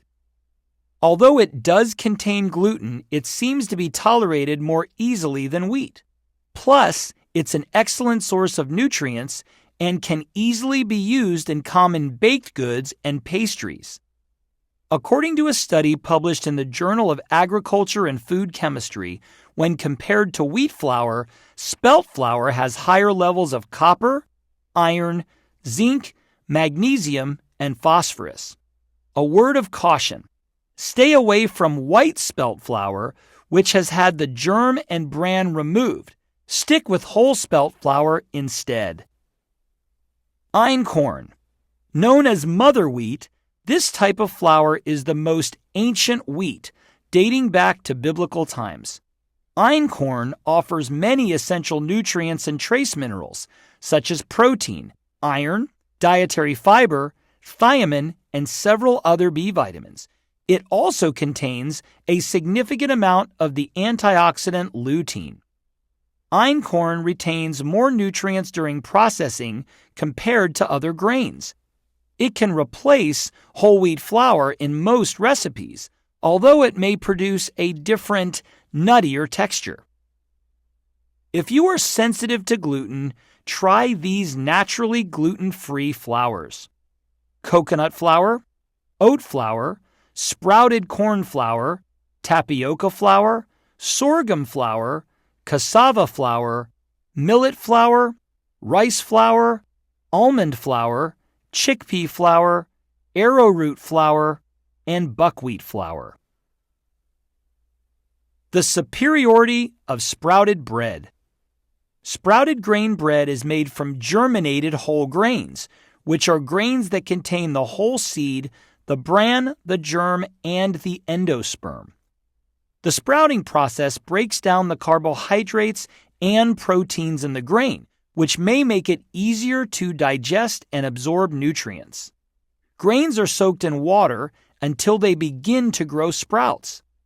The sprouts are then drained and ground so they can be used to make bread. Although the term sprouted is used in many bread products and is associated with many benefits, not all sprouted breads are equal. The best types of sprouted bread indicate that they are 100% sprouted, like Ezekiel bread. These breads are often found in the refrigerated or freezer sections of your local grocery store because they aren't made with preservatives and don't have long shelf lives. High-quality sprouted whole grain bread typically contains both grains and legumes, such as wheat, millet, rye, spelt, barley, and lentils. If you love knowing exactly what's in your bread, you can sprout grains for yourself at home and prepare a homemade loaf that can be enjoyed even from the freezer for months. Using unprocessed and untreated whole grains is key to allow for sprouting to occur. Bring on the sourdough. At the beginning of this chapter, we talked about our love for sourdough. A healthier bread option, it's made with nutrient-rich ingredients that are naturally fermented to release all their healthy goodness. My, Jordan's, foray into sourdough came as a surprise 20 years before the pandemic. At the time, I was doing research with a doctor who was a professor at the University of Hong Kong. We connected in Paris, where he recommended I visit one of the most famous bakeries in all of France. The owner lived in a tiny studio right above the bakery, which was full of rows and rows of custard-filled pastries, fluffy croissants, and bread in a shape I'd never seen. When I took a bite of boule, a traditional French bread known for its round silhouette, I was immediately captivated by the contrasting textures. The crust was delightfully crisp and reminiscent of a cracker, while the interior revealed a soft, chewy center with a distinct and hearty flavor. It was so delicious that I found myself indulging in nearly the entire loaf. This bread was worlds apart from the Wonder Bread in TV commercials I'd watched in my childhood. Turns out that the flour used in these Parisian baked goods was sourdough. The original way to make bread was to slowly ferment flour with water to create a starter, an alternative to baker's yeast that makes bread naturally rise and gives sourdough bread its signature taste. Sourdough bread isn't just celebrated for its incredible flavor, it also features some impressive nutritional benefits. Why is sourdough good for you? Grain fermentation results in a product that is easier to digest. This process creates natural acids and enzymes that partially break down proteins, including gluten. It also reduces levels of phytates and other anti-nutrients, which can interfere with nutrient absorption and digestion. Whole grain sourdough breads have a lower glycemic index compared to highly processed breads made with white flour.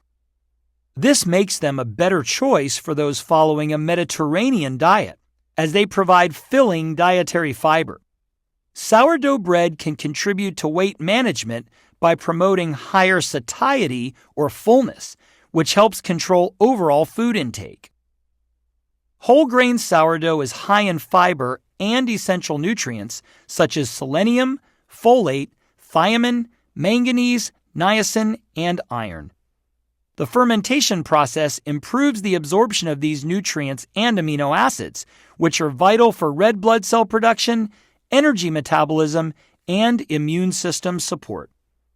Some studies suggest that sourdough bread may be tolerable for people who have celiac disease. If you're tempted to start making bread, know that it will change your life. However, it's up to you if you want to find a starter sitter for your dough. And if you're not, great news. You don't have to embark on a homestead journey to enjoy this hearty goodness. There are plenty of online retailers, grocery stores, and local farmers markets that sell bread to match your health and financial needs. A word of caution to the discerning. When Jesus was tempted by Satan, he responded by quoting ancient scripture. It is written, "Man shall not live on bread alone, but on every word that comes from the mouth of God." Matthew chapter 4, verse 4. Jesus reminded us that God's word is as important to our spiritual lives as bread is to our bodies. While we may be playing with the metaphor here, the point in this chapter is clear. Yes, enjoy bread, but don't rely solely on it. Enjoy it and pair it with the bounty of biblical nutrition found in meat, fermented dairy, vegetables, and as you'll hear coming up, fruit. Take action now. Buy and eat the breads I'm about to list in order of their nutritional value. Number 1 being the best choice. Number 1, sourdough. Whole grain sourdough that uses an ancient grain, such as einkorn. Number 2, sprouted whole grain bread. Number 3, bread using an ancient grain, such as rye, barley, spelt, einkorn, kamut, and certain gluten-free breads. Number 4, organic whole grain bread. Number 5, whole grain bread. Here's a tip. Never eat white bread made from unbleached or enriched or fortified flour. Let's face it, Wonder Bread is not wonderful. Chapter 10. Fruit for Thought. While the world scrambled to adjust to a new way of life during the pandemic, I, Jordan, found myself at a turning point on our Tennessee farm. In 2019, we established an indoor and outdoor farming model to create certified organic and regenerative agricultural hemp products for growers, manufacturers, and producers in what we thought was an emerging market about to boom. This included greenhouses and more than 100 acres devoted to outdoor growing. We even visited Hebrew University in Jerusalem in January 2020 to meet with and learn from one of the foremost hemp researchers in the world. However, just after that trip to Israel, I felt like we needed to pivot. I felt led to build a regenerative research farm centered on a perennial food forest alongside a multi-species livestock grazing system. We would plant varieties of fruit trees outdoors and in greenhouses. I became obsessed with sourcing the highest quality fruits from around the world, enjoying their unique flavors, planting the seeds, and growing them on our farm. All in all, we planted more than 160 varieties of tropical and exotic plants, many of which you'd never expect to grow in Tennessee. Guava, jaboticaba or Brazilian grapes, jackfruit, key lime, and passion fruit, to name a few. Many thrived in our temperature-controlled greenhouses. I was struck that so many tropical fruits could be planted from seeds, a fact that I logically understand, but seeing it in action was game-changing. My adventure began with a humble purchase from Whole Foods Market, 3 papayas that weren't genetically modified. Little did I know, these papayas held a gold mine of seeds, more than 200 per fruit. I planted them all, and to my amazement, ended up with nearly 500 papaya trees from a $20 investment. Soon I was ordering fruits from South Florida, Ecuador, even Thailand. Each fruit was a new discovery, an opportunity to plant seeds and see what would flourish. It was exhilarating. I focused on fruits that were highly pigmented and less hybridized, seeking natural, vibrant seeded varieties that promised the most nutrition. Josh and I are so blessed to be the first regenerative organic certified farm in Tennessee, and also likely the first to grow papaya in Tennessee soil. Our greenhouses don't just shelter existing plants, they are creative spaces where imported exotic plants dig their roots into our local soil to produce something truly amazing. During this fruit and seed experiment, I learned about and consumed so many fruits I didn't even realize existed. I remember buying a wild banana. It tasted more like a plantain than a banana and, unlike a commercial banana, contained a large amount of black hard seeds. It certainly wasn't the most delicious fruit I had ever tasted, but I forced myself to eat all of it to get the seeds out. Let's just say I'll probably never eat a wild banana again. But that wasn't the worst tasting fruit I'd ever consumed. Noni claims that honor. Admittedly, I should have been prepared before eating a food that's been named dog dumpling and vomit fruit and is purported to chase evil spirits away. Trust me, garlic has nothing on noni. To me, noni tasted like a mix of battery acid and the sweaty clothes of a 13-year-old boy after football practice. Fun fact, this fruit is popular in the health and wellness community for its anti-inflammatory, immune-boosting, and pain-relieving benefits. It's also a staple in the medicine chests of traditional Polynesians. But don't worry, this isn't Fear Factor. We won't challenge you to eat gross-tasting fruit. A special shout-out to our Tennessee farm director, Todd, who enjoys eating fermented raw noni by the spoonful. 5 years into this journey, our farm is flourishing. We grow between 30 and 50 varieties of fruits indoors and out, including avocado, mango, feijoa, sacred fig, hawthornberry, mulberry, Russian apple, pawpaw, and persimmon. Josh and I have even incorporated these sweet delights into products for our companies. Fruit is loaded with essential nutrients and provides the body with carbohydrates, which fuel energy levels. Why do you think bears consume an average of 30,000 berries a day during the summer before hibernation? Thankfully, there's no biblical law mandating berry consumption to that extreme extent, but these furry giants do know something about the power of a fruit-forward diet. In the beginning, fruit has been a part of human existence since the beginning of time. After God created Adam and Eve, he told them, "I give you every seed-bearing plant on the face of the whole earth, and every tree that has fruit with seed in it. They will be yours for food."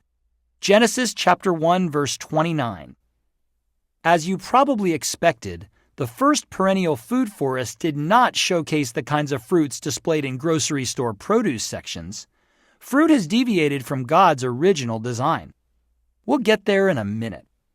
First, let's look at the role of fruit in biblical history. In chapter 9, you learned about the Feast of Tabernacles, also known as the Feast of Booths and Sukkot in Hebrew. This celebration is marked by feasting and thanksgiving for the bounty of fruit, including grapes, pomegranates, olives, dates, and figs. Even when the Israelites were not celebrating with bounty, fruit still represented God's promise to provide. Several biblical cities and towns are named after fruits, such as Anab, which means grape, in Joshua chapter 11, verse 21, and Ramon, which means pomegranate, in Joshua chapter 15, verse 32. Fruits are used as decorative elements, such as the pomegranates on Aaron's priestly garments. Exodus chapter 28, verses 33 through 34, and the engraved date palm trees in Solomon's temple. 1 Kings chapter 6, verse 29. Fruits are also central in stories, highlighted in the laws, underscored in curses and blessings, and used as literary devices to convey vivid imagery and emotions. Likewise, in ancient culture, fruit was not just a food source, but also a mark of health, wealth, and divine favor. Citrus fruits, such as lemons, were considered expensive and prized in Roman culture. Ancient China favored peaches and pomegranates, which signified longevity and fertility. The Egyptians used images of figs, dates, and pomegranates as decorations in tomb paintings and actual fruit for offerings. The key to incorporating fruit into the Biblio diet is to consume fruits that are high in nutrition, high in fiber, and lower in sugar. All the fruits that we recommend fall under those guidelines. While common fruits like apples or bananas aren't discussed at length in this chapter, it's always better to consume some fruit than no fruit at all. However, commit to trying fruit that may be unfamiliar but packed with nutrition. One more thing. If you are healthy and active, stick with 3 to 4 servings of fruit per day. Have you been diagnosed with or do you battle any of the following? Weight gain, diabetes, cardiovascular issues, metabolic syndrome, polycystic ovarian syndrome or PCOS, inflammatory conditions, candida overgrowth. If so, stick with 2 servings of low-sugar fruits, such as avocados, yes, it's actually a fruit, lemons, limes, strawberries, blueberries, apples, especially green apples with the skin, blackberries, olives, yep, also a fruit, and grapefruit. Natural design. God designed food not just to satisfy our palate and our bellies, but also to heal our bodies and regulate our body's operating system. Think of this as natural intelligence. The idea of using food as medicine was discovered seemingly independently by a variety of ancient cultures from Asia to the Middle East. Pliny the Elder, the Roman naturalist who died in 79 CE, was the first to mention it in the West. The idea was picked up through the years by several well-known physicians and botanists. William Coles, a 17th century botanist, observed that God gave plants certain physical characteristics, such as shape and color, from which we can determine how to use them as medicine. Fruits are indeed one of God's good gifts to both nourish and heal our bodies. In keeping with this ancient wisdom, our advice is to consume multiple servings of fruit a day, focusing on a variety of colors as each color or pigment conveys unique benefits. As Coles observed, the appearance of fruit often tells the story of its vitality-rich benefits. Eating a broad spectrum of color ensures that you receive as many of these benefits as possible. According to ancient medicine practices, green foods are your liver's best friend. Loaded with antioxidants, vitamins, and minerals, fruits such as kiwi, avocado, olives, and green apples help detoxify the liver. Leafy veggies, such as spinach, kale, and broccoli, also contribute to the health of your liver. Red foods are heart heroes. Vibrant colored cherries, strawberries, and pomegranates are packed with lycopene, flavonoids, and other heart-healthy antioxidants. On the vegetable side, think tomatoes and beets. Yellow foods are great for digestion and immunity. Lemons, pineapples, and yellow squash are some of our favorites. White foods, such as pears, coconut, and soursop, work wonders for cellular and immune support. Cauliflower offers a hefty dose of vitamins C and K, while onions, resembling mitochondria, help detoxify cells. Purple and blue foods contribute to hormonal harmony. Fruits such as blueberries, mulberries, figs, blackberries, currants, and grapes are rich in anthocyanins and ellagic acid, antioxidants that tackle inflammation and oxidative stress while helping balance hormones. Orange foods such as papaya, mango, pumpkin, and oranges provide digestive strength. Papaya is packed with papain, a digestive enzyme, while pumpkin's fiber keeps your bowels happy. Oranges, they're bursting with vitamin C, reinforcing a strong immune system and overall digestive health. In the same vein as color, make sure your plate includes a variety of shapes as well. For example, carrots, when sliced in half crosswise, resemble eyes and bolster vision. These crunchy veggies are great sources of lutein and beta-carotene, antioxidants that promote eye health and protect against age-related eye diseases, such as macular degeneration. What's more, beta-carotene converts into vitamin A, which helps you see in the dark. Walnuts are the best nut for brain health. According to the Bible and modern botany, nuts are classified as a type of fruit.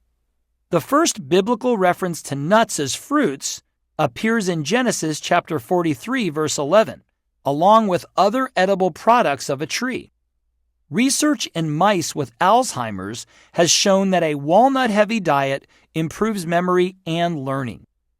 Studies have shown that eating walnuts increases cognitive processing speed, mental flexibility, and memory. Grape clusters look like lung alveoli and protect lungs. Grapes contain anthocyanins, a type of flavonoid that's critical for maintaining lung function as you age. Figs resemble testicles, and they benefit sperm. They've long been used to enhance fertility. Recent research has confirmed that fig extract can improve sperm count and motility. Olives look like ovaries and protect reproductive health. Healthy fats are critical for manufacturing the reproductive hormones necessary for conception, and they're good for maintaining general reproductive health in both men and women. Coconuts look like heads, and coconut oil is good for brain health. Research highlights that the medium-chain triglycerides found in coconut oil could benefit individuals with mild Alzheimer's. Avocados look like uteruses and support reproductive health. Avocados contain a healthy dose of folic acid, a B vitamin that's crucial during pregnancy for the health of the baby, and can reduce the risk of cervical dysplasia, a precancerous condition. You'll find an important lesson in the vibrant colors and shapes of fruits and vegetables. God's diverse creation is designed to nourish you. Keep your plate filled with them. Our favorite fruits. I'm sure you've heard the adage, an apple a day keeps the doctor away. While we're all for that apple, we also want to invite you to expand your fruit palette beyond the garden variety kind, pun intended. We'd like to introduce you to fruits that are likely in your fruit bowl or refrigerator right now, along with some that are certainly less popular in today's diet. In these less commonly consumed fruits, you will find unique nutritional benefits. These include muscadines, berries, pomegranates, figs, papaya, watermelon, tart cherries, cacao, and dates. Muscadines. Let's talk about grapes. Specifically, the bold and unique muscadine versus the classic European varieties. Muscadines, technically closer to a multi-seeded berry than a grape, are heavyweights, boasting a thicker skin and larger size, with colors that range from green to bronze to purple. This fruit is a great representation of biblical grapes. In contrast, European grapes are dainty and hybridized and sport thinner skins in shades of green, red, purple, or black. Muscadines bring an intriguing musky flavor to the table, often described as earthy or wild, and bring on the sweetness with a hint of tartness. On the other hand, European grapes offer that familiar, sweet, and delicate taste we all know and love. Muscadines are rich in anthocyanins and flavonoids, which help reduce inflammation throughout the body. They're also bursting with antioxidants, such as ellagic acid, resveratrol, and quercetin, which help shield your body from free radical damage, lowering the risk of chronic diseases. High in fiber and packed with polyphenols, muscadines can lower blood pressure, build heart health, and balance cholesterol levels. Berries. What fruits are loaded with health-promoting antioxidants, contain disease-fighting phytochemicals, provide fiber, amino acids, and micronutrients, and are so versatile they can be added to almost any recipe, smoothie, or salad? Berries. Berries are among the healthiest foods on the planet because of their beyond impressive nutrition profiles and antioxidant content. Certain types of berries contain vitamin B17, which some researchers believe has anti-cancer properties. Interestingly, while cancer is observed in bears kept in captivity, it is virtually non-existent in wild bears. Adding berries to your diet supports a healthy immune system, along with digestive, cardiovascular, and cognitive functions. At the same time, they keep you full and fuel energy levels. The best berries include blueberry, blackberry, raspberry, mulberry, aronia, goji, maki, and acai. Use berries in smoothies, breakfast foods such as oatmeal and yogurt, baked goods such as pancakes and muffins, salads, jams, and sauces. Pomegranates. In the Bible, this fruit symbolized royalty, fertility, and abundance. It's said that a pomegranate contains 613 seeds corresponding to each of the commandments in the Bible. Pomegranate seeds, which are the edible insides of the pomegranate, are little ruby red bursts of sweet and tart deliciousness that showcase a ton of health benefits and are brimming with beneficial antioxidants and polyphenols. Studies show that pomegranate seeds may help reduce inflammation, slow cancer cell growth, fight infections, and sharpen mental acuity. Plus, they're delicious, nutritious, and easy to enjoy in many different recipes. Pomegranate seeds can be eaten raw or pressed into pomegranate juice. These dark pink fruits contain ellagic acid, a naturally occurring polyphenol that provides antioxidant and anti-inflammatory benefits, particularly against cancer cells. Ellagic acid from pomegranates can be converted by the gut microbiome into urolithin A, another dynamic antioxidant and anti-inflammatory that also supports brain health.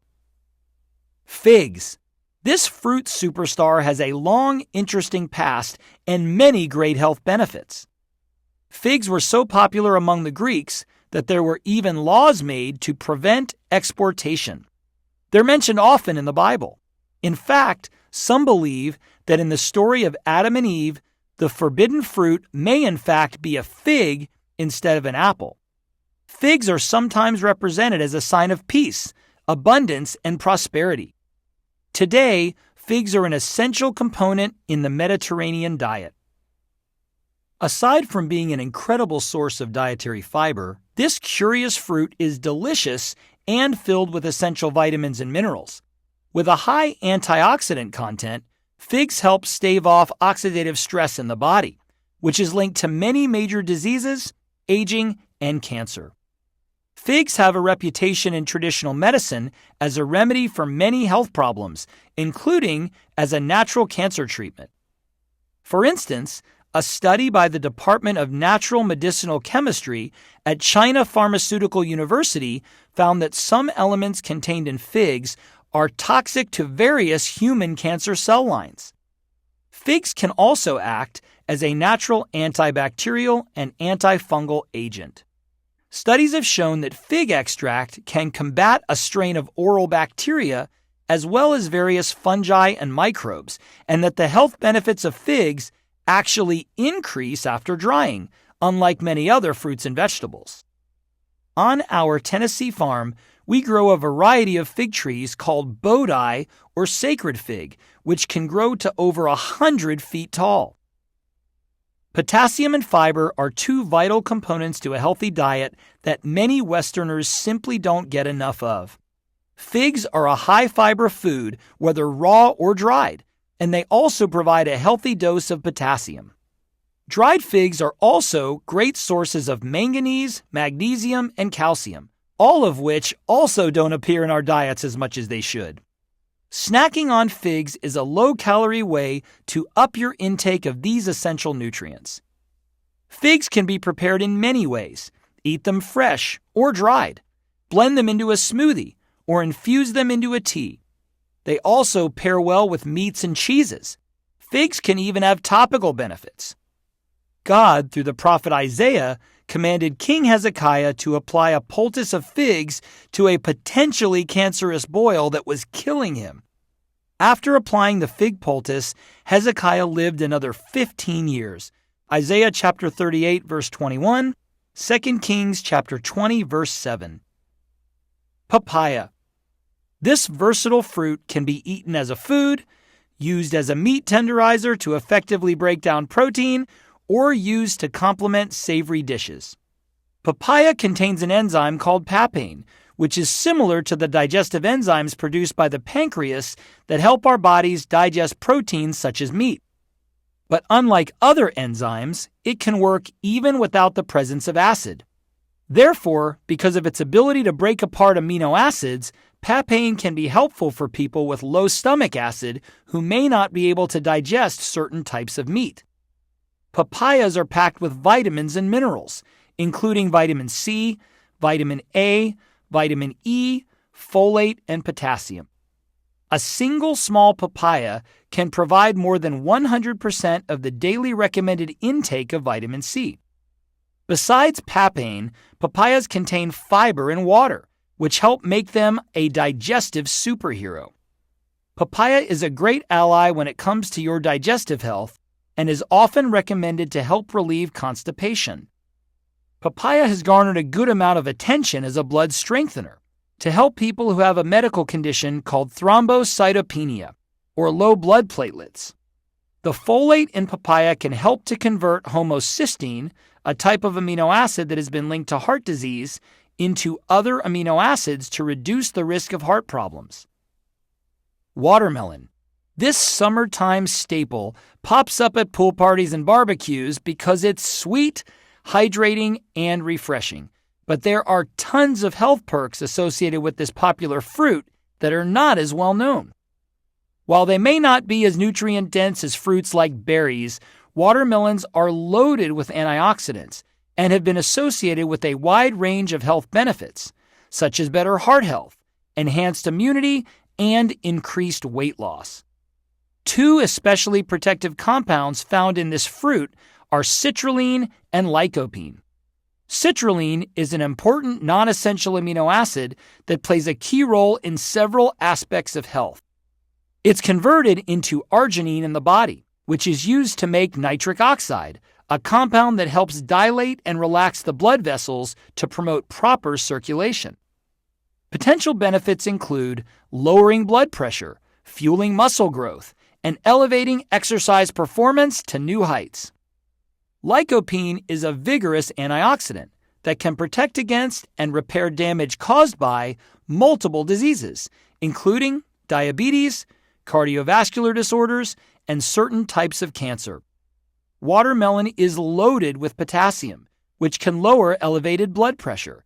It is also low in calories and has a high water content. In fact, watermelon is estimated to be composed of about 91% water, which along with potassium can aid in detoxification and help rid the body of excess water and fluids, relieving uncomfortable bloating, edema, and swelling.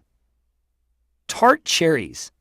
These little gems are an incredible source of antioxidants, and recent research highlights their remarkable health benefits. From aiding in exercise recovery to promoting better sleep, tart cherries hit hard. While we need more studies to fully understand its potential, tart cherry juice has shown promise in reducing inflammation throughout the body, enhancing overall health. Sweet cherries, delicious when eaten fresh, and tart cherries, often dried, juiced, frozen, or canned for dishes like pies, both showcase high levels of polyphenols, which are potent antioxidants such as anthocyanins, hydroxycinnamic acid, and flavonols. Anthocyanins are incredible for your health. These potent antioxidants help protect your body from chronic diseases, boost your immune system, enhance your exercise performance and recovery, and support cognitive function. Try tart cherry in juice form for a sweet and tart treat. Cacao. Raw organic cacao, not refined versions of cocoa beans, is a superfruit containing a variety of unique phytonutrients, including high amounts of flavonoids, sulfur, magnesium, and phenylethylamine. Believe it or not, cacao nibs, or the seeds, are one of the best sources of polyphenols and have more antioxidant activity than tea, wine, blueberries, or even goji berries. These characteristics provide many benefits similar to the benefits of dark chocolate, such as reduced inflammation and enhanced focus, alertness, and mood. The fruit of the cacao tree has been respected throughout history, and if eaten fresh, it has a sweet citrus taste that surrounds the slightly bitter yet decadent seeds. Research studies back numerous health benefits of cacao, including combating oxidative stress, strengthening the heart, invigorating the nervous system, and aiding digestion and gut health. In addition, cacao has been used to treat anemia, mental fatigue, tuberculosis, fever, gout, kidney stone symptoms, and even low libido. Try cacao in the following forms: cacao powder, creme de cacao, raw cacao, cacao nibs, cacao beans, and cacao butter. Cacao is used to make chocolate or cocoa. When consuming cocoa or chocolate, it's always best to consume the dark variety at levels of 70% and above. Dates. These dried delights have been fueling humanity for thousands of years. Dates, another distinguished fruit in the Bible, are a fiber powerhouse. Just a 3.5-ounce serving gives you almost 7 grams of fiber.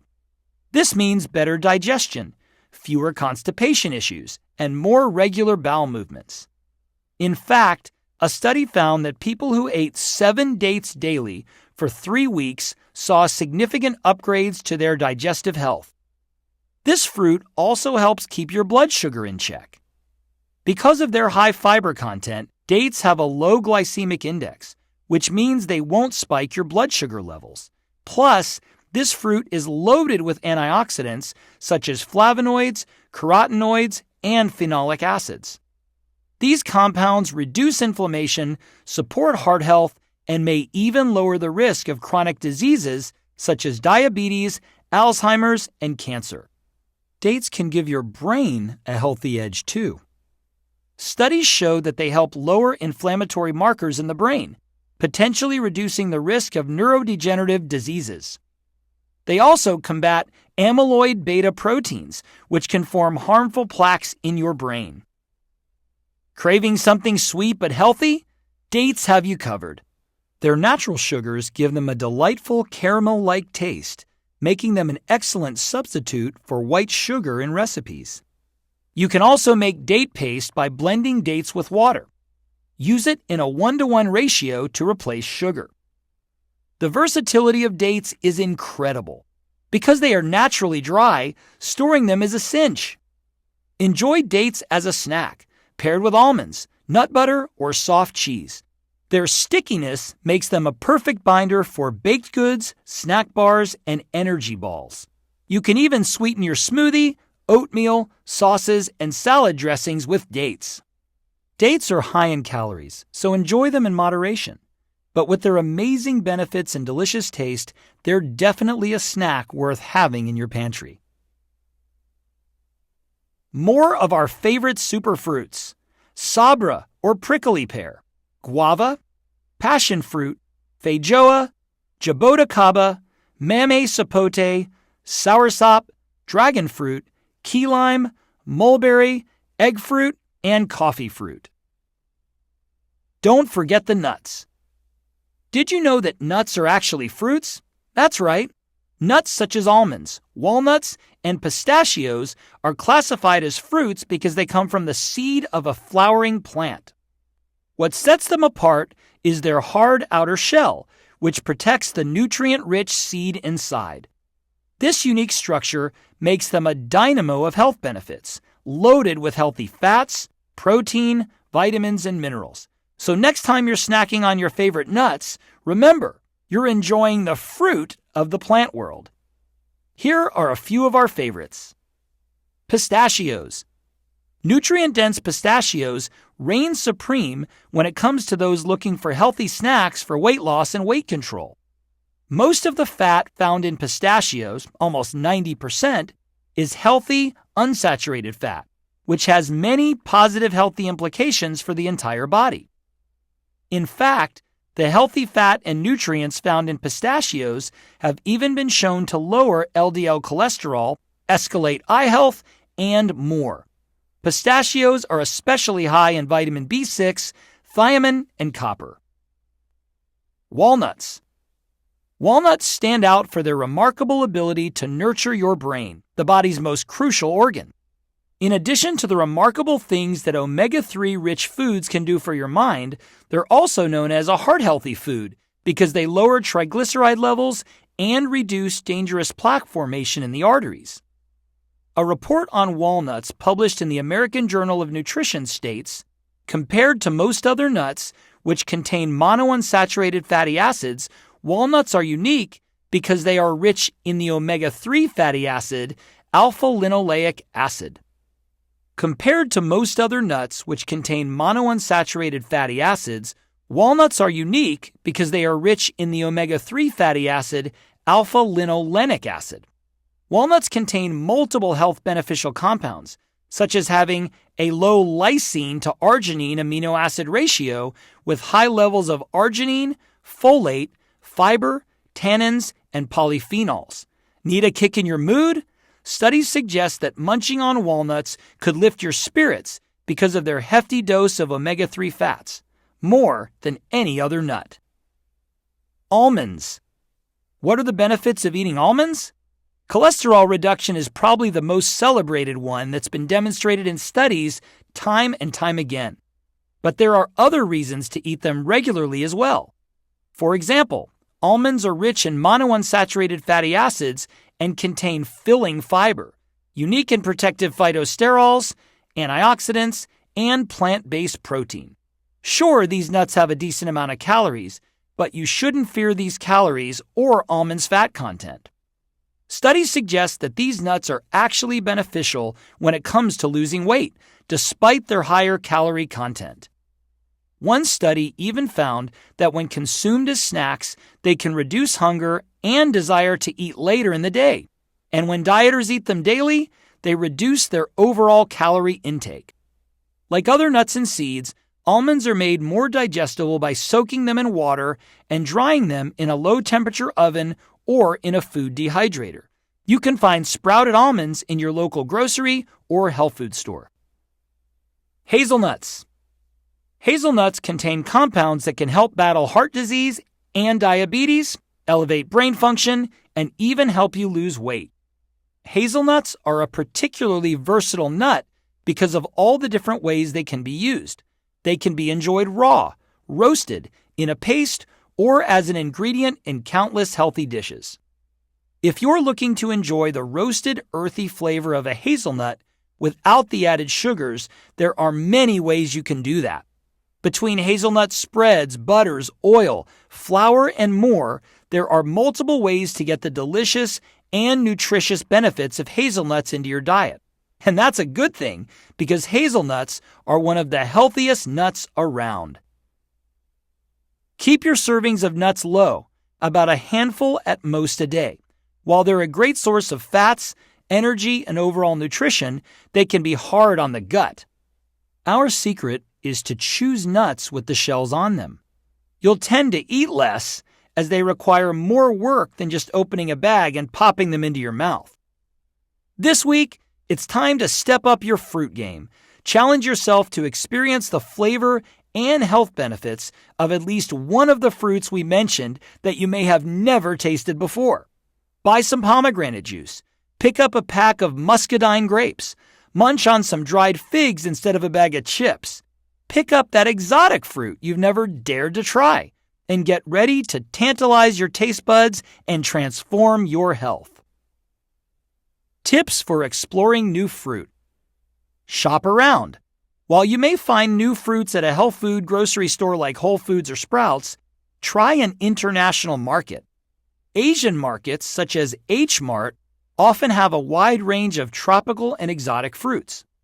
Latin American markets, such as Fiesta Mart, carry exotic fruits such as guava, papaya, and passion fruit. Middle Eastern markets are great places to find fruits such as dates, figs, and pomegranates. Research.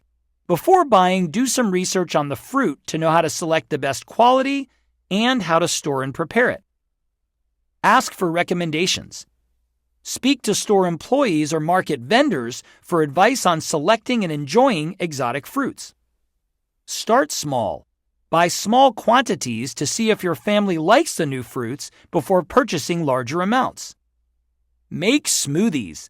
Blend familiar favorites with a handful of exotic additions, such as dragon fruit, mango, or passion fruit, for a deliciously adventurous twist. Take action now. Eat organic fruit that is seeded, low in sugar, and high in fiber. Eat between 2 and 4 servings a day, depending on your health. Try some of our favorites: muscadines, berries, pomegranates, figs, papaya, watermelon, tart cherries, cacao, and dates. Remember, nuts are a nutrient titan. Opt for pistachios, walnuts, almonds, and hazelnuts, and consume no more than a handful a day. Chapter 11. Please pass the salt. It's hard to believe that a common substance found in a cute container alongside the pepper on kitchen tables throughout the world was once considered a form of compensation.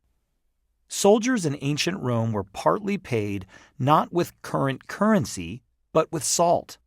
The Latin word for this compensation was salarium, from which the English word salary was born.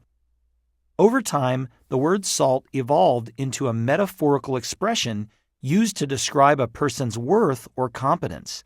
If someone is, quote, worth their salt, it means they are capable, competent, and deserving of their pay or position. You'll find the first recorded reference to salt in the Bible in Job chapter 6, verse 6.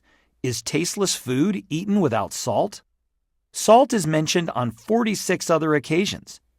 To name a few, Lot's wife was turned into a pillar of salt when, while fleeing the wicked city of Sodom, she disobeyed God by looking back.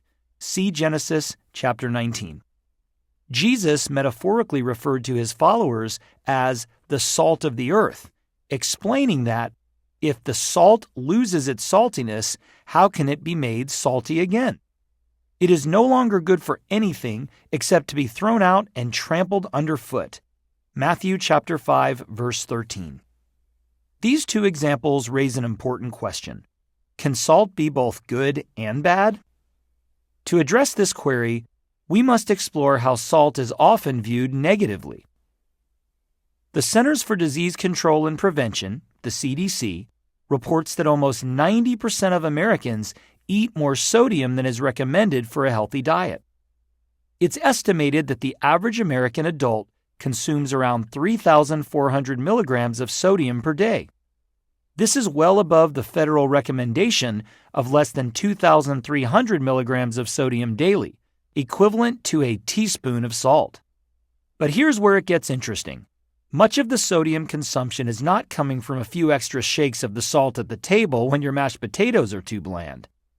A whopping 70% of our sodium intake sneaks in through processed foods, which makes up 60 to 90% of the American diet. Only about 11% comes from what we add to our meals. But here's the good news. Because the Biblio diet eliminates ultra-processed foods, your sodium intake will likely decrease. However, not all sodium or salt is created equal. Salty secrets. While salt was a valuable commodity in the past, today salt has come under scrutiny and has been characterized as an unhealthy substance that we should cut out of our diets. Let's briefly unpack 3 common myths about this essential substance and set things right. Myth number 1. All salt is the same. Fact number 1. There are numerous varieties of salt, each with its own unique mineral composition. While the sodium content of different types of salt is similar, the real difference lies in the trace minerals and additives they contain. Take generic table salt, for instance. This granulated white salt found on most kitchen and restaurant tables is mined mainly from underground salt deposits. It is then heavily processed to eliminate moisture and impurities, which also removes healthy minerals, and is manufactured by taking natural salt, such as crude oil flake leftovers, and heating it to 1,200 degrees Fahrenheit. During this extreme process, its chemical composition is completely altered, destroying many of its potential health-promoting properties. Although the chemical composition of most salts is primarily sodium chloride, unrefined sea salt, for example, contains additional minerals such as calcium, magnesium, and potassium, along with dozens of trace minerals with zero additives.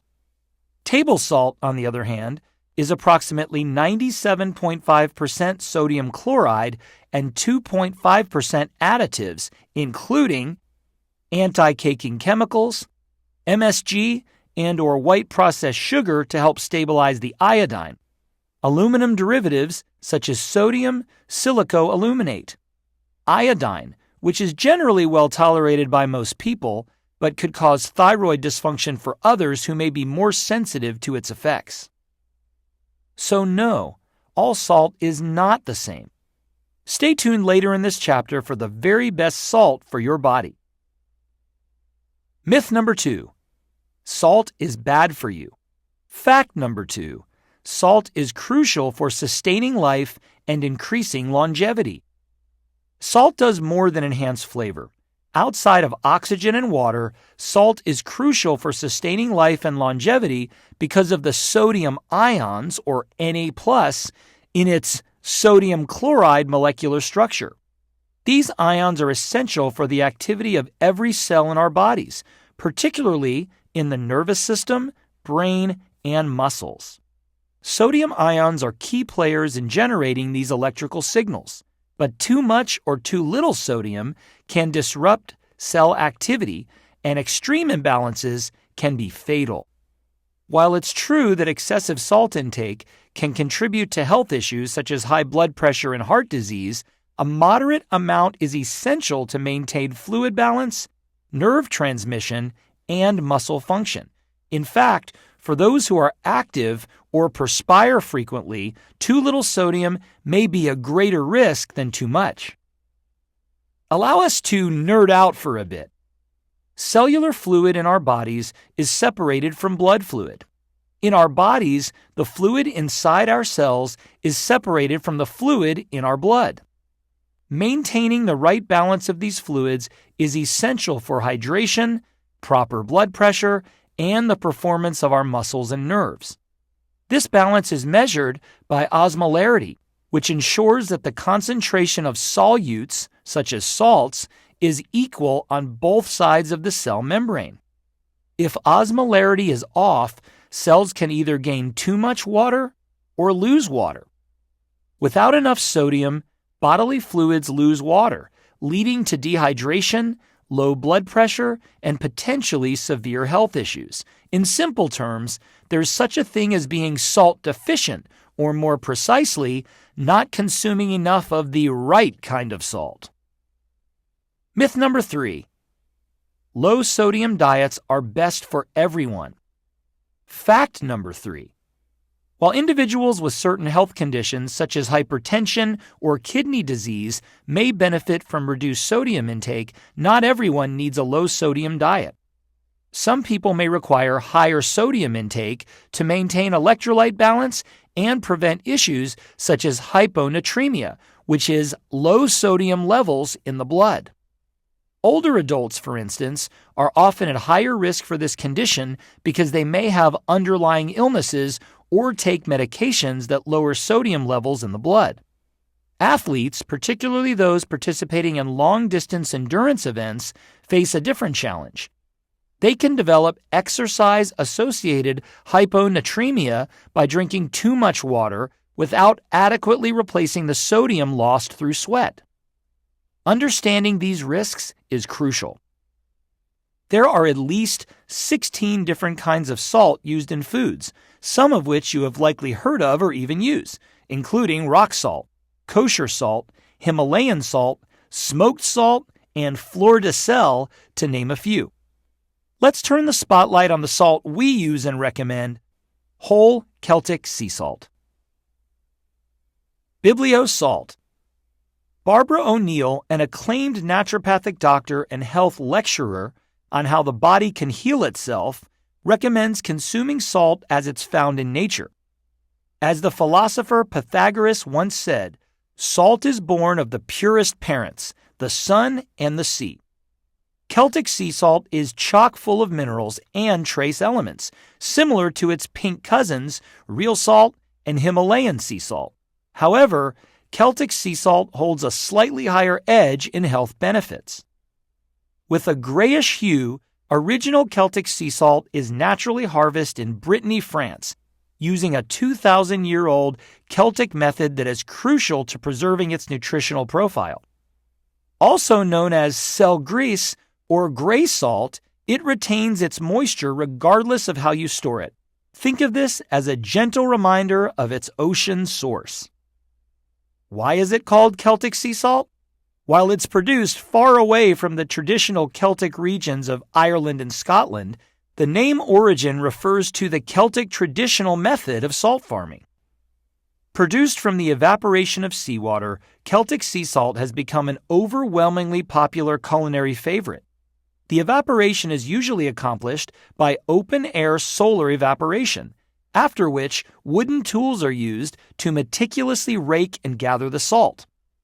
Like Himalayan pink salt, Celtic salt is minimally processed and contains health-promoting trace minerals and electrolytes such as magnesium, calcium, and potassium.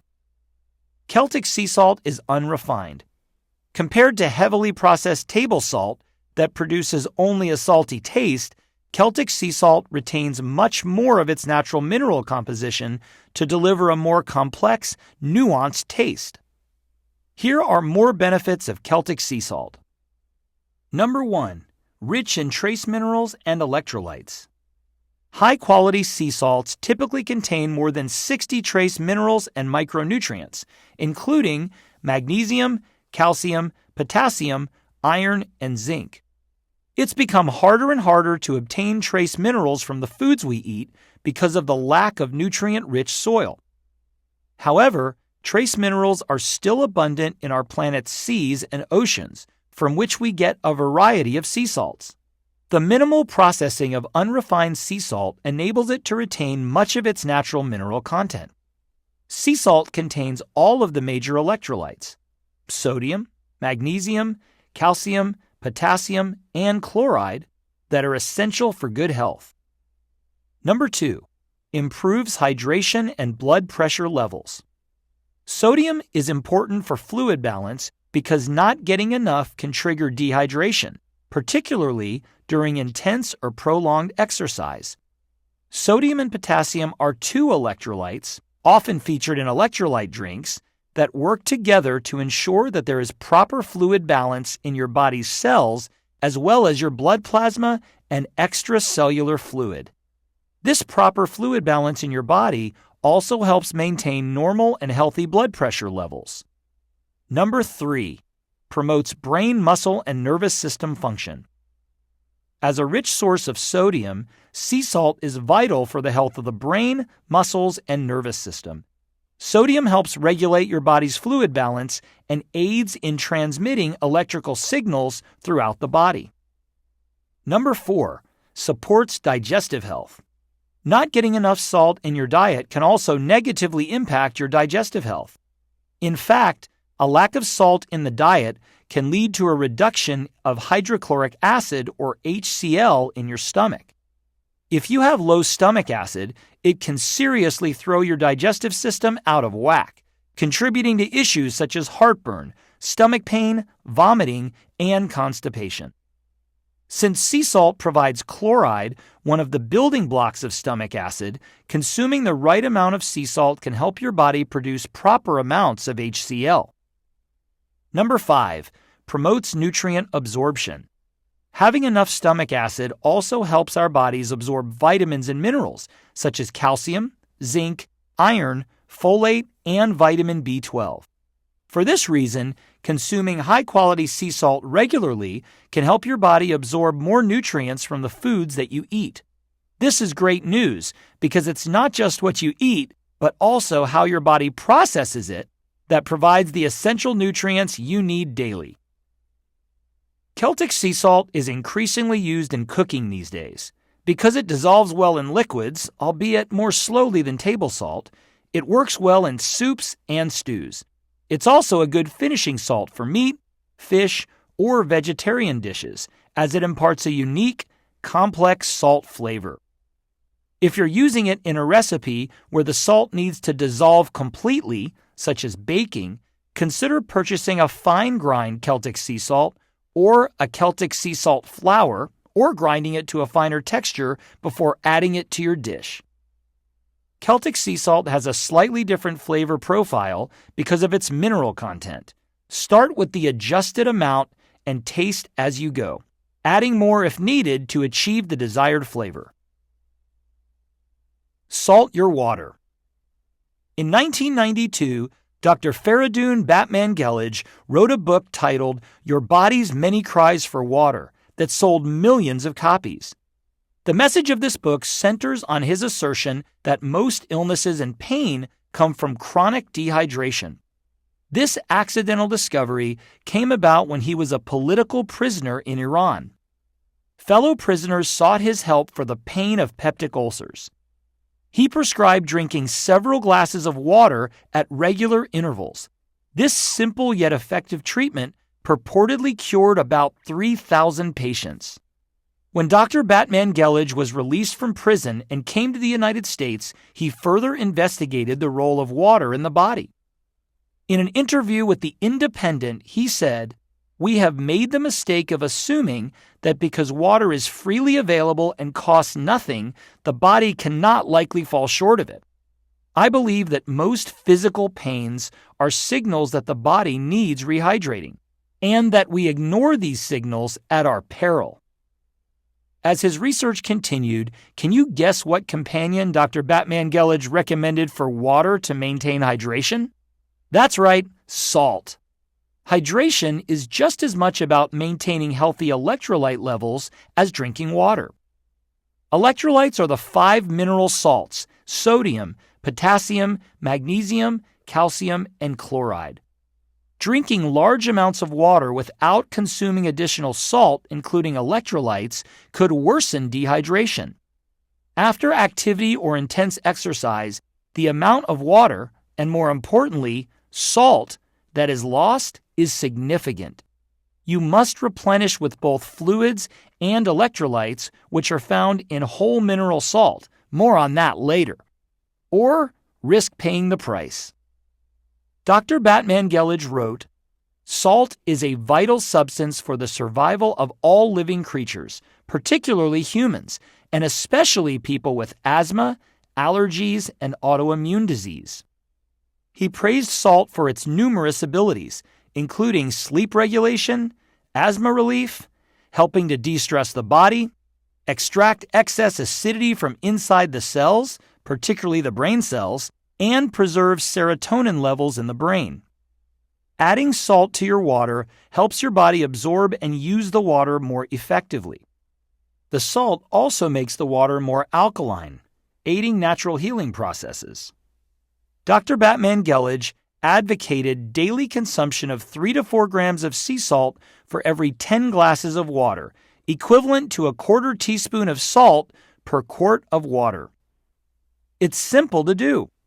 Start by adding either a pinch of Celtic sea salt to each glass of preferably room temperature water you drink, or 1/4 teaspoon to every quart or 4 glasses. Don't gulp it down. Spread your water intake throughout the day. Start by drinking a glass first thing in the morning, then continue drinking throughout the day. Adjust your salt intake based on taste and how your body feels. If the water tastes too salty, reduce the amount of salt slightly. The English word salad comes from the Latin word salata, which means salted greens. What's the connection? Ancient Romans would dip lettuce in salt. While we don't recommend covering food with copious amounts of table salt, hopefully you've walked away from this chapter with a healthy respect for this multi-mineral bonanza. Start your new salty habit today by swapping out the unhealthy table salt in your pantry or on your kitchen table with a whole unrefined salt such as Celtic sea salt. Take action now. It's simple. Unless you use it already, trade your current table and seasoning salt for Celtic sea salt or a similar unrefined whole salt. You can find it online, in health and wellness stores, and in supermarkets. Elevate your hydration by adding a pinch of Celtic sea salt to every glass of water you drink, or 1/4 teaspoon to every quart. Chapter 12. A Biblical Spice Rack. Chelsea and I, Josh, stood at the entrance of a bustling farmer's market in Italy. This was our second trip to Europe, and we were on assignment from our first cooking class hosted by a renowned chef. Our task? To collect all the ingredients needed to prepare our main dish. The moment I entered this farmer's market, I was blown away by the sensory explosion. Fresh herbs hung from stalls, plump tomatoes and vibrant peppers showcased their brilliant colors in the gleaming sunlight. Artisans' hands spun and tossed freshly made pasta. The air was thick with luxurious notes of saffron, the sweetness of basil, and a hint of peppery oregano. Each herb and spice had its own scent and story. This symphony of aromas was nothing like walking into a local grocery store, which I find often smells like a mix of cleaning products or bleach. Herbs and spices do more than add flavor and color to bland dishes. With their antioxidant and antimicrobial effects, they can transform our health. Upon opening my functional medicine clinic in Nashville, I was surprised by the number of patients who had already seen multiple mainstream doctors without finding relief. Many arrived feeling ill and resigned to a life of chronic health issues, often stemming from toxic lifestyles, poor eating habits, and emotional imbalances. Once we introduced personalized dietary tweaks, lifestyle shifts, and natural wonders like ancient herbs and essential oils, these patients started to witness remarkable transformations. They lost weight, regained energy, and took back control of their health. Many even successfully reversed their type 2 diabetes diagnoses. Ancient remedies aren't overnight cures, which can be frustrating for those accustomed to a Western perspective. When you feel poorly or learn that you have a health problem, it's natural to want to get better right away. Taking a pharmaceutical pill satisfies the desire for an instant fix, but this get-well-quick mindset overlooks an important truth. The body was designed to heal itself. Jordan and I have learned that herbs and spices, which have starring roles throughout the Bible for cooking, for medicinal purposes, and in religious rituals, complement our internal restorative ability. They gently assist your body to do what it was created to do: heal itself. Herbs and spices are full of antioxidants with antimicrobial and anti-inflammatory properties. They are so potent that 40% of pharmaceuticals in the Western world were discovered in plants. Aspirin was originally extracted from willow bark. Morphine originates from the opium poppy. And cinchona bark contains a chemical called quinine, an antiparasitic used to treat malaria. According to the World Health Organization, more than 85% of the world's population relies on traditional or herbal medicine for common illnesses. As the Bible states, God provides us with herbs for the service of man. Psalm chapter 104, verse 14. There are 110 plants, many of which are still in existence in Israel today, mentioned in the Bible. Understanding more about God's natural sources of healing will offer you superior treatments for what ails you, while also freeing you from dependence on modern pharmaceuticals. Get ready to meet 12 medicinal herbs and spices, primarily used for their health benefits and taken in the form of teas, capsules, tablets, or tinctures, and 12 culinary herbs and spices, used to flavor and season food while also offering health benefits. Think of the lists you are about to hear as your starter pack. You can explore each herb and spice further on your own. There's so much to learn about the healing power of herbs and spices, I even wrote a book about them called Ancient Remedies. Although each herb and spice I'll mention coming up offers many benefits, we focus on the two most important advantages of each that can significantly enhance your health. Let's jump right in. Our top 12 medicinal herbs and spices.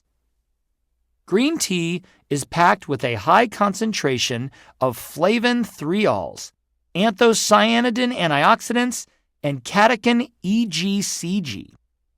While not an herb in the traditional sense, it's commonly associated with herbal products as it's derived from the Camellia sinensis leaf extract. These potent flavonoids combat oxidative stress and inflammation. Research indicates that regular consumption of green tea can lower the risk of chronic diseases such as cardiovascular disease and certain cancers. In Okinawa, Japan, one of the world's remote regions that's associated with longevity, daily green tea consumption is considered essential. A large study in Japan found that individuals who consumed green tea daily had a reduced risk of death from cardiovascular issues.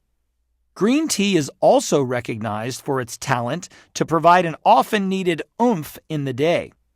Though it contains less caffeine than coffee, its energy-enhancing effects come from the presence of L-theanine, theobromine, and theophylline.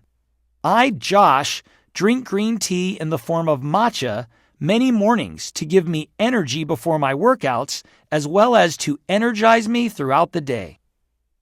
Ashwagandha.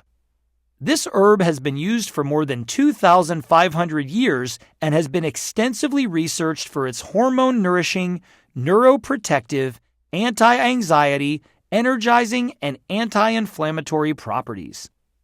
Ashwagandha is particularly effective for enhancing adrenal gland health, including alleviating adrenal fatigue. Your adrenals are endocrine glands that are responsible for releasing hormones, specifically cortisol and adrenaline, in response to stress. So ashwagandha is gaining attention as a natural remedy for anxiety. In a study published in PLOS One, a peer-reviewed journal, ashwagandha proved to be comparable to the common pharmaceutical drugs lorazepam and imipramine, but without the adverse effects. We use this herb in the Rubin household to improve athletic performance and growth for our teenage athletes. Although there's no universally recommended ashwagandha dose, we suggest taking 250 to 600 milligrams per day of ashwagandha root extract based on product instructions. Ginseng. Asian or Korean ginseng contains various pharmacological components, including a series of tetracyclic triterpenoid saponins called ginsenosides, polyacetylenes, polyphenolic compounds, and acidic polysaccharides. Thankfully, you don't need to pronounce their names correctly to know and enjoy the amazing benefits they offer. These plant compounds perform magic by brightening your mood, honing mental clarity, soothing stress, and combating inflammation. Ginseng has been used in Asia and North America for centuries, particularly for physical endurance. Like green tea, this herb helps to fight fatigue. Research involving animal studies has identified key components of ginseng, such as polysaccharides and oligopeptides, which are linked to reduced oxidative stress and enhanced cellular energy production. A review encompassing over 155 studies indicate that ginseng supplements may also enhance physical performance. This herb also delivers a knockout when it comes to male hormones. Asian varieties seem to positively impact nerve behavior and central nervous system activity to increase libido in men. Taking powdered Korean red ginseng likely improves sexual dysfunction and erectile dysfunction in men. Proper dosing is important. The following ginseng extract doses have been studied in scientific research. For fatigue, take 1 gram daily or 500 milligrams twice daily. For erectile dysfunction, take 900 milligrams 3 times daily. Astragalus. For thousands of years, astragalus root has reigned supreme as one of the planet's mightiest immune-enhancing plants. In fact, it's the herb I, Josh, prescribe most to improve immune and digestive health. A study out of Beijing displayed its ability to control T helper cells 1 and 2, essentially regulating the body's immune responses. It's also been shown to enhance immune response in mice, and in a randomized controlled trial, members of the Polish rowing team had their immunological balance restored when taking astragalus root. Another impressive role of this herb? Think of it as a guardian to your gut. Astragalus helps in healing leaky gut, restoring gut integrity, and supporting the growth of healthy bacteria. Despite its potency, this herb is gentle on the body, so it can be taken in low to moderate doses daily. Take astragalus as an herbal infusion or tea, or in supplement form at an extract dose of 500 to 2,000 milligrams daily. Milk thistle. Milk thistle is known for its ability to naturally reverse toxicity in the body. It effectively targets the harmful effects of alcohol consumption, pesticides in our food supply, heavy metals in our water, and pollution in the air we breathe. Native to Samaria and parts of Israel, this ancient herb has been used for over 2 millennia as a remedy for liver health, primarily because of its active compound silymarin. Silymarin is a champion at preventing and repairing liver damage, and as a bonus, promotes the regeneration of damaged liver cells, even if the liver has been stressed by alcohol, toxins, and poor diet. The liver, our largest internal organ, is essential for detoxification. Incorporating milk thistle into your daily routine may enhance liver health and support your body's detox processes. Josh's mom used this herb to help detoxify her body after chemotherapy treatments. For ongoing use and as a liver supplement, take 50 to 150 milligrams daily. Rhodiola rosea. Another adaptogen like ashwagandha, rhodiola, also known as golden root, contains tremendous fat-burning, energy-enhancing, and brain-boosting force. It's one of the most effective herbs on the planet because of active compounds like rosavin that can help balance the stress hormone cortisol while raising energy levels. Fun fact: the late Dr. Zakir Ramazanov, a scientist from the Republic of Georgia who brought rhodiola to the United States, was a personal mentor of mine, Jordan's, in the study of adaptogenic and healing herbs in the early 2000s. Rhodiola energizes and fortifies our cells, excelling at stress management and sustaining energy levels. Like the other adaptogens, studies show that rhodiola provides a biological defense against stress. A human trial tested rhodiola's impact on people with stress-related fatigue.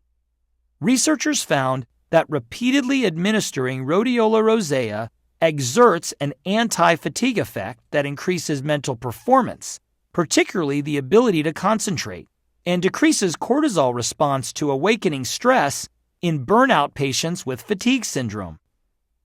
Searching for a natural energy kick and a performance edge in sports? Rhodiola may be exactly what you need.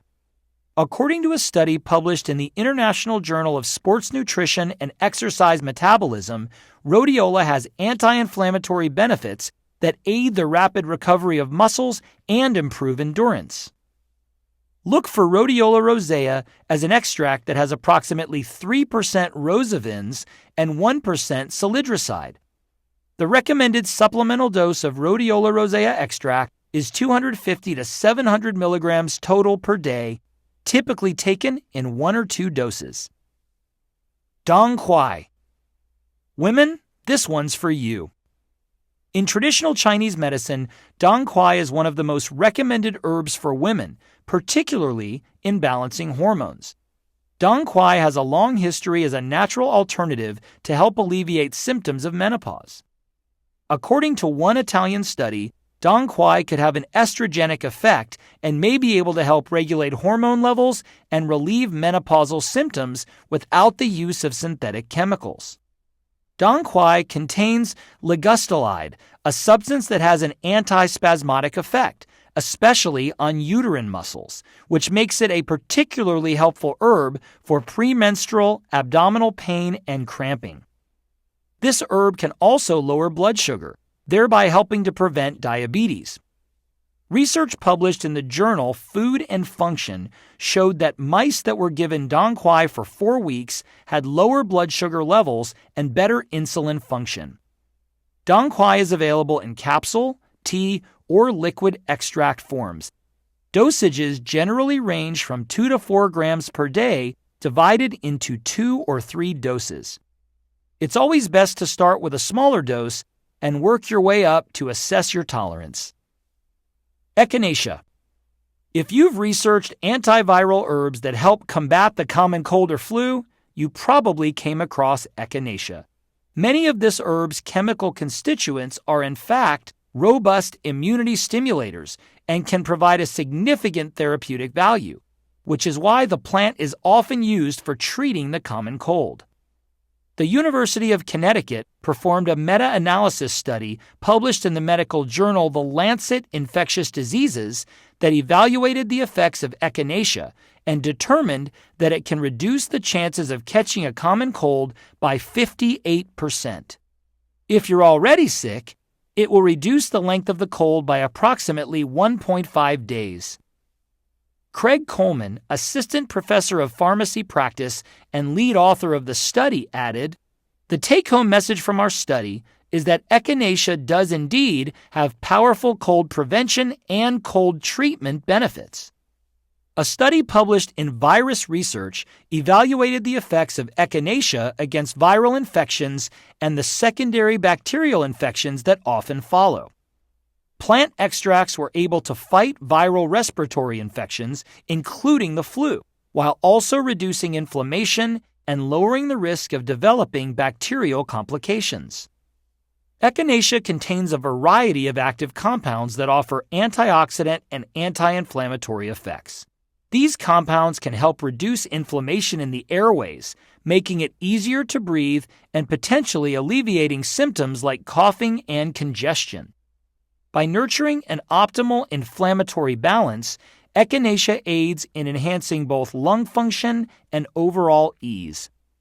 Echinacea is widely available over the counter in various forms, such as liquid extracts, dried herbs, capsules, and tea.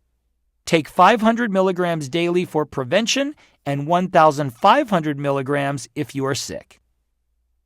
Boswellia or frankincense. Boswellia is a natural treatment to fight inflammation. Long before inflammation-lowering medications like aspirin and ibuprofen existed, extracts derived from different species of the Boswellia tree were used in various ancient civilizations, including Egypt, to treat conditions such as arthritis, inflammatory bowel disease, and heart disease. Containing AKBA, which targets inflammatory enzymes, and insensol acetate, which is particularly good at protecting neurons, Boswellia helps turn off reactions of the immune system that drive up inflammation and swelling. Among the valuable Boswellia compounds that researchers have identified, several stand out as being most beneficial, including terpenes and boswellic acids, which are strongly anti-inflammatory and protective over healthy cells. Terpenes play a vital role in protecting the plants that contain them, since their strong aroma can fight off insect predators, defend plants from environmental stresses, and act as building blocks for important chemical processes. In the human body, terpenes can do the same thing, lowering free radical damage and prolonging health. This Indian herb does wonders for gut health. A healthy gut microbiome is linked to less disease and weight gain. Many studies have shown that Boswellia extracts help treat inflammatory bowel diseases, including ulcerative colitis, Crohn's disease, and collagenous colitis. For lowering inflammation, take 600 to 900 milligrams of boswellia standardized to 60 to 65% boswellic acid. This dosage may require taking several capsules daily. For treating inflammatory conditions such as arthritis, osteoarthritis, asthma, chronic pain, inflammatory bowel disease, or injuries, try a higher dose, 900 to 1,200 milligrams per day. Chase tree berry or Vitex. Are you experiencing premenstrual syndrome, known as PMS, irregular periods, infertility, or menopause? Try this herb that's been used for centuries. Numerous studies suggest that chase tree berry may help reduce symptoms of PMS, including breast tenderness, headache, and irritable mood. In one review, conducted by the Royal Melbourne Institute of Technology and the University of Australia, 5 out of 6 studies found chase tree berry extracts to be superior to a placebo for treating PMS. Chase tree berry is known to aid in enhancing fertility, particularly for women with luteal phase defect, which is shortened second half of the menstrual cycle. These women have trouble because their ovaries don't release enough progesterone. In one trial, 48 women, ages 23 to 39, who were diagnosed with infertility took chase tree berry once daily for 3 months. During the 3-month trial period, 7 women became pregnant and 25 women experienced normalized progesterone levels, which can increase the chances for pregnancy. Use chase tree berry in liquid or tea form or combined with other herbs that help with hormonal balance. For PMS, take 400 milligrams daily before breakfast. For infertility, try 160 to 240 milligrams daily. Fenugreek. If you've ever breastfed, you might know this herb for its remarkable ability to increase healthy milk production in new moms. While that is true, fenugreek does much more. In one study, simply adding fenugreek seeds to the diets of patients with type 2 diabetes significantly reduced fasting blood glucose levels after 5 months.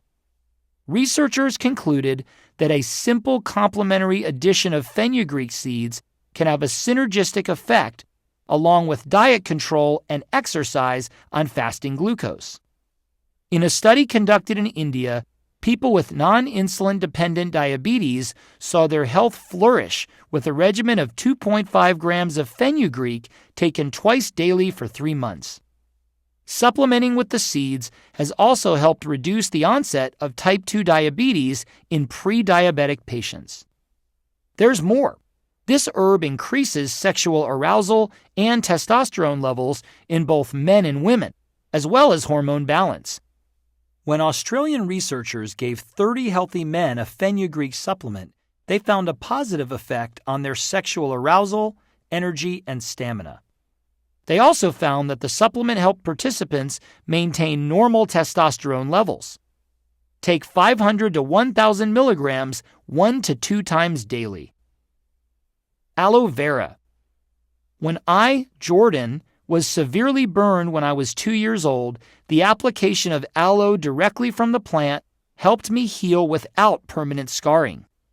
This succulent plant produces 2 substances used for medicine: a gel that's obtained from the cells in the center of the leaf, and the latex, which is obtained from the cells just beneath the leaf skin.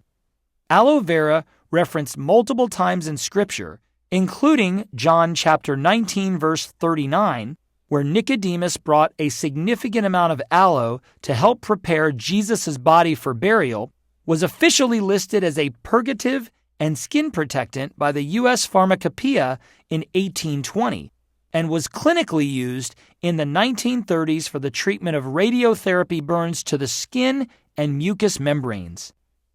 Aloe vera contains more than 75 potentially active compounds, including vitamins, minerals, saccharides, amino acids, and enzymes, which give aloe its therapeutic potential. Applying aloe vera topically helps with skin conditions and wound healing management, including the treatment of acne, eczema, psoriasis, dermatitis, oral mucositis, surgical wounds, and burn injuries. The use of aloe latex as a laxative is well researched. The anthraquinones present in the latex create a potent laxative that increases intestinal water content, stimulates mucus secretion, and increases intestinal peristalsis. In a double-blind randomized controlled trial of 28 healthy adults, aloe vera latex was reported to have a laxative effect compared to a placebo that was stronger than the stimulant laxative phenolphthalein, making aloe vera a natural constipation relief remedy. Aloe vera products including aloe gel, latex, juice, and extracts can be found in many grocery and health food stores. Take as directed.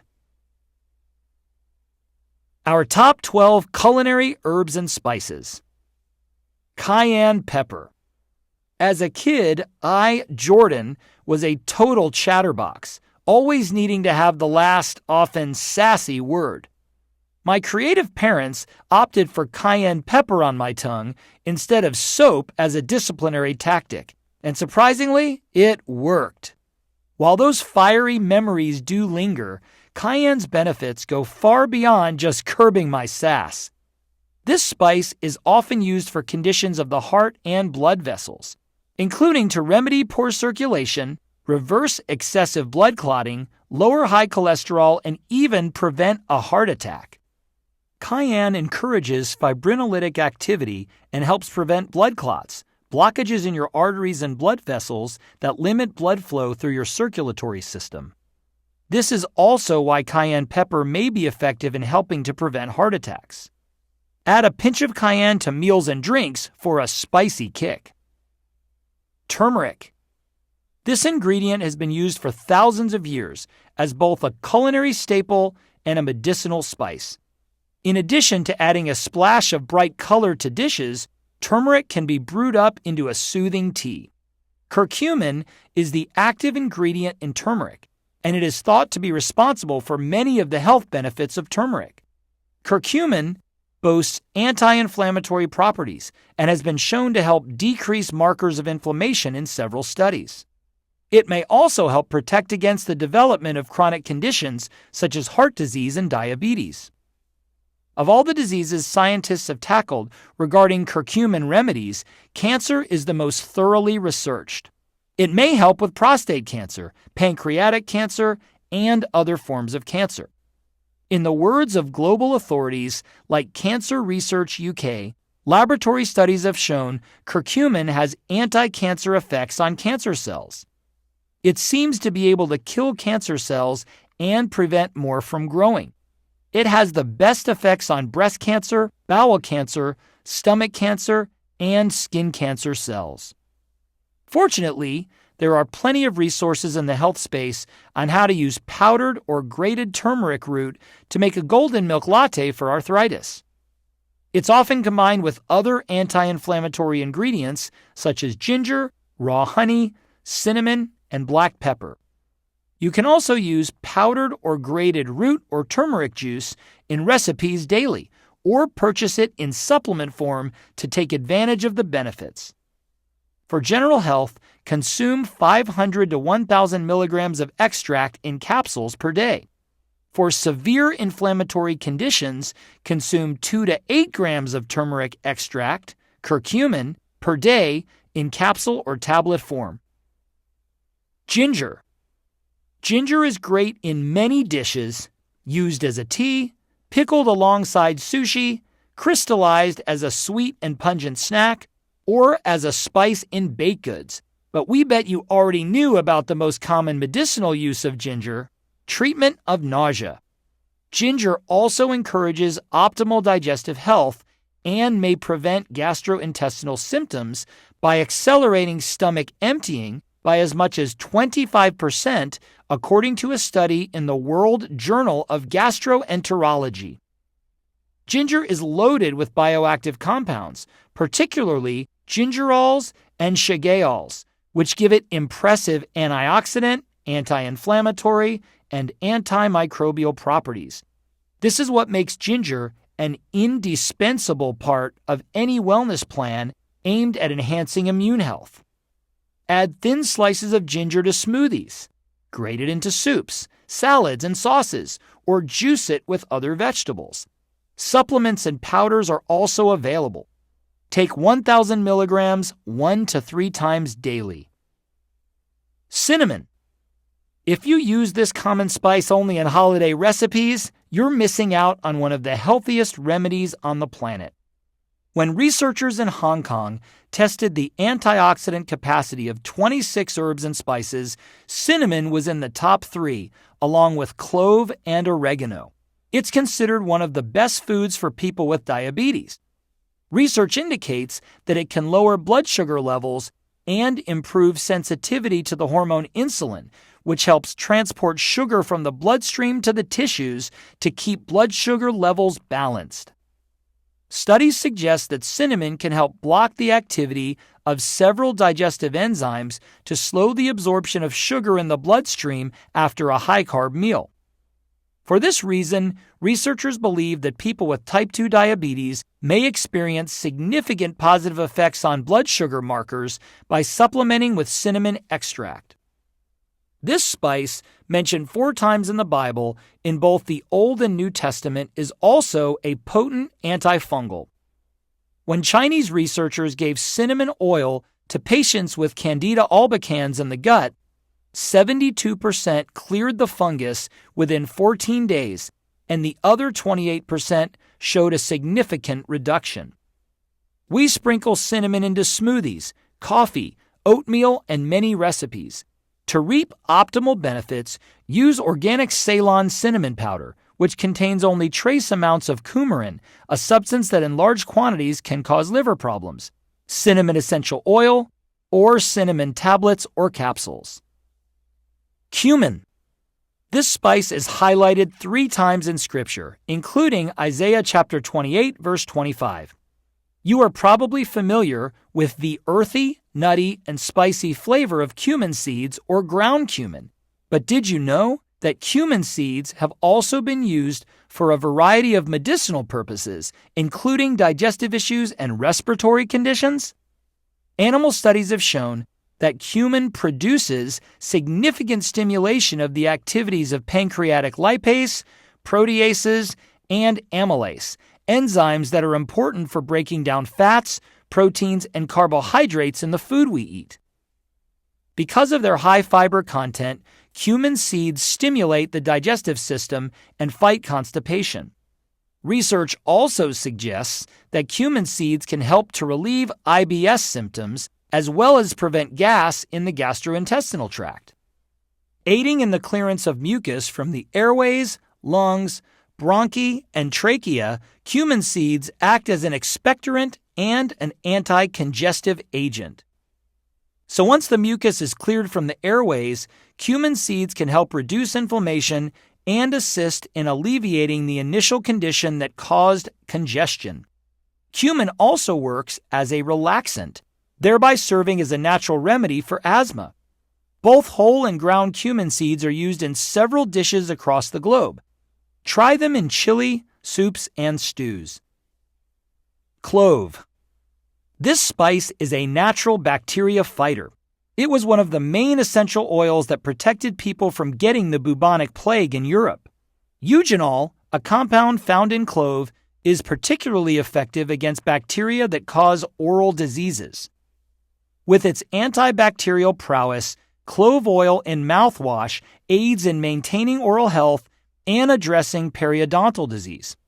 Got a toothache? Try clove oil. Eugenol provides pain relief by temporarily numbing the nerves in your mouth.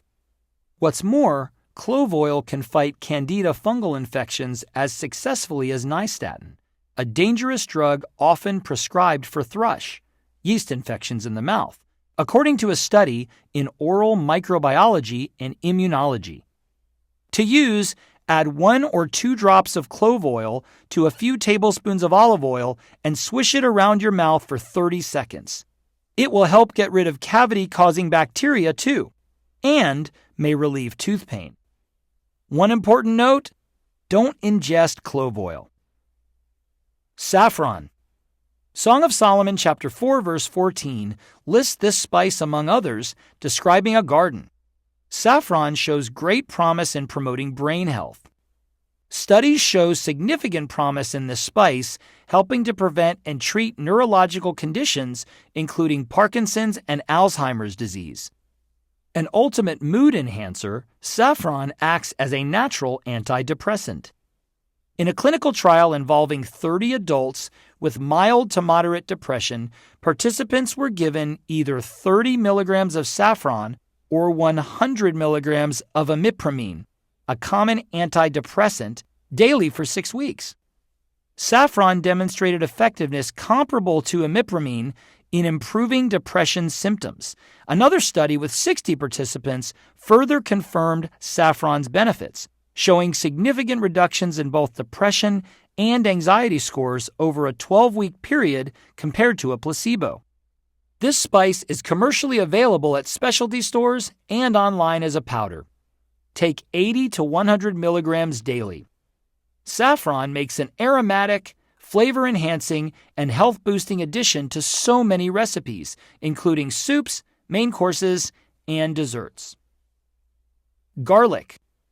Other than rare situations, every person on the planet should consume this spicy vegetable, featured in Numbers chapter 11, verse 5. It's extremely cost-effective, super easy to grow, and it tastes fantastic. More than 8,400 peer-reviewed articles evaluated garlic's ability to prevent and improve a wide spectrum of ailments such as heart disease, various forms of cancer, and diabetes, and it may help treat and prevent serious cognitive diseases such as Alzheimer's. What we love best about garlic is that it serves as both a preventive agent and treatment of many cardiovascular and metabolic diseases, including atherosclerosis, hyperlipidemia, thrombosis, hypertension, and diabetes. Probably garlic's most amazing characteristic is its ability to help reverse early heart disease by removing plaque buildup in arteries. Garlic is also potent as an antiviral. In one study, people took either garlic supplements or a placebo for 12 weeks during cold season between November and February. Those who supplemented with the vegetable were less likely to get a cold, and if they did get a cold, they recovered faster than the placebo group. Take 2 to 5 grams, roughly 1 medium-sized clove, of minced fresh garlic, or 600 to 900 milligrams of dried garlic per day. Try adding it to some of your favorite recipes. The possibilities with this kitchen staple are truly endless. For heart health, take 1,000 to 5,000 milligrams daily. Holy basil. This herb is known for its therapeutic might when it comes to maintaining homeostasis and fighting the effects of stress. One of the most well-researched abilities of holy basil is keeping hormone levels balanced naturally and helping to manage symptoms of anxiety. According to a scientific article published in the Journal of Ayurveda and Integrative Medicine, holy basil has also been shown to counter metabolic stress through normalization of blood glucose, blood pressure, lipid levels, and psychological stress through positive effects on memory and cognitive function and through its anxiolytic and antidepressant properties. This herb is also helpful when it comes to stabilizing blood sugar. In one study, researchers concluded that holy basil may be prescribed as part of a treatment plan for people with metabolic syndrome or mild to moderate type 2 diabetes. Take this adaptogen as a tea or in supplement form, 1,000 milligrams daily. In the Axe household, we diffuse holy basil oil to reduce stress and drink it as a tea. Rosemary. Aside from having a pleasant fragrance and taste, rosemary is a good source of anti-inflammatory and antioxidant compounds, as well as essential nutrients including iron, calcium, and vitamins A, C, and B6. Because of its rich supply of antioxidants and bioactive chemicals, consuming rosemary can help fight oxidative stress and support the immune system. Thanks to its anti-inflammatory and antioxidant compounds, Rosemary can help combat inflammation in the joints. Research suggests that rosemary may work by inhibiting the migration of white blood cells to injured tissues, thereby reducing the release of inflammatory chemicals. This action can help alleviate swelling and stiffness, making it a potential ally for those dealing with conditions such as arthritis or general joint pain. Use it dried or fresh to season dishes, as a marinade, or as an herbal tea. Take 1,000 to 2,000 milligrams daily. Hyssop or wild oregano. For thousands of years, hyssop has been used as a purifier and cleanser. The Romans even used hyssop because they believed it helped protect them against plagues. There are multiple references to hyssop in the Bible. Cleanse me with hyssop and I will be clean. Wash me and I will be whiter than snow. Psalm chapter 51 verse 7.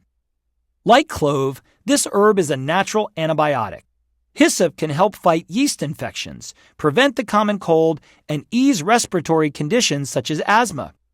Hyssop also keeps infections from developing in wounds and cuts because of its antiseptic properties.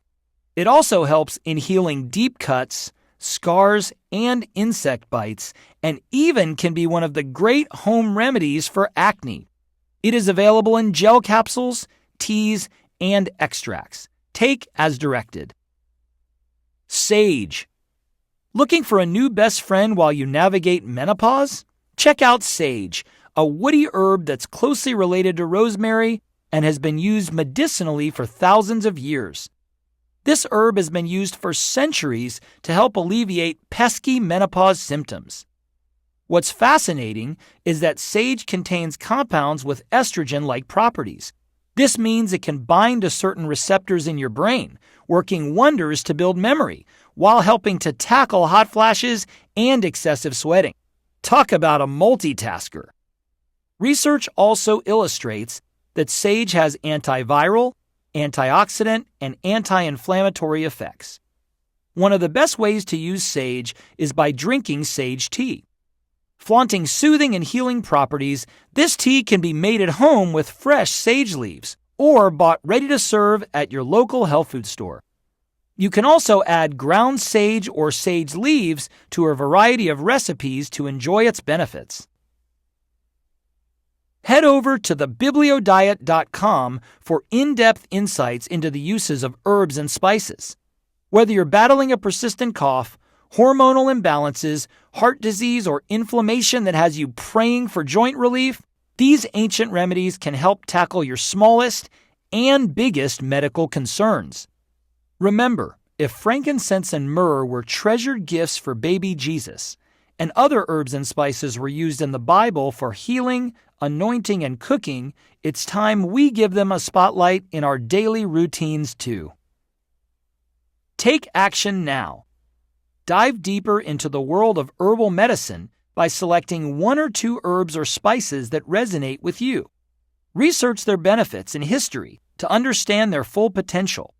Look for reliable sources or consult with an herbalist to gain more insights. Choose one herb or spice to incorporate into your daily routine. Whether it's brewing a soothing tea, adding it to your meals, or using it in topical applications, start small and observe how your body responds. Always be aware of any potential allergies or interactions with medications you are currently taking.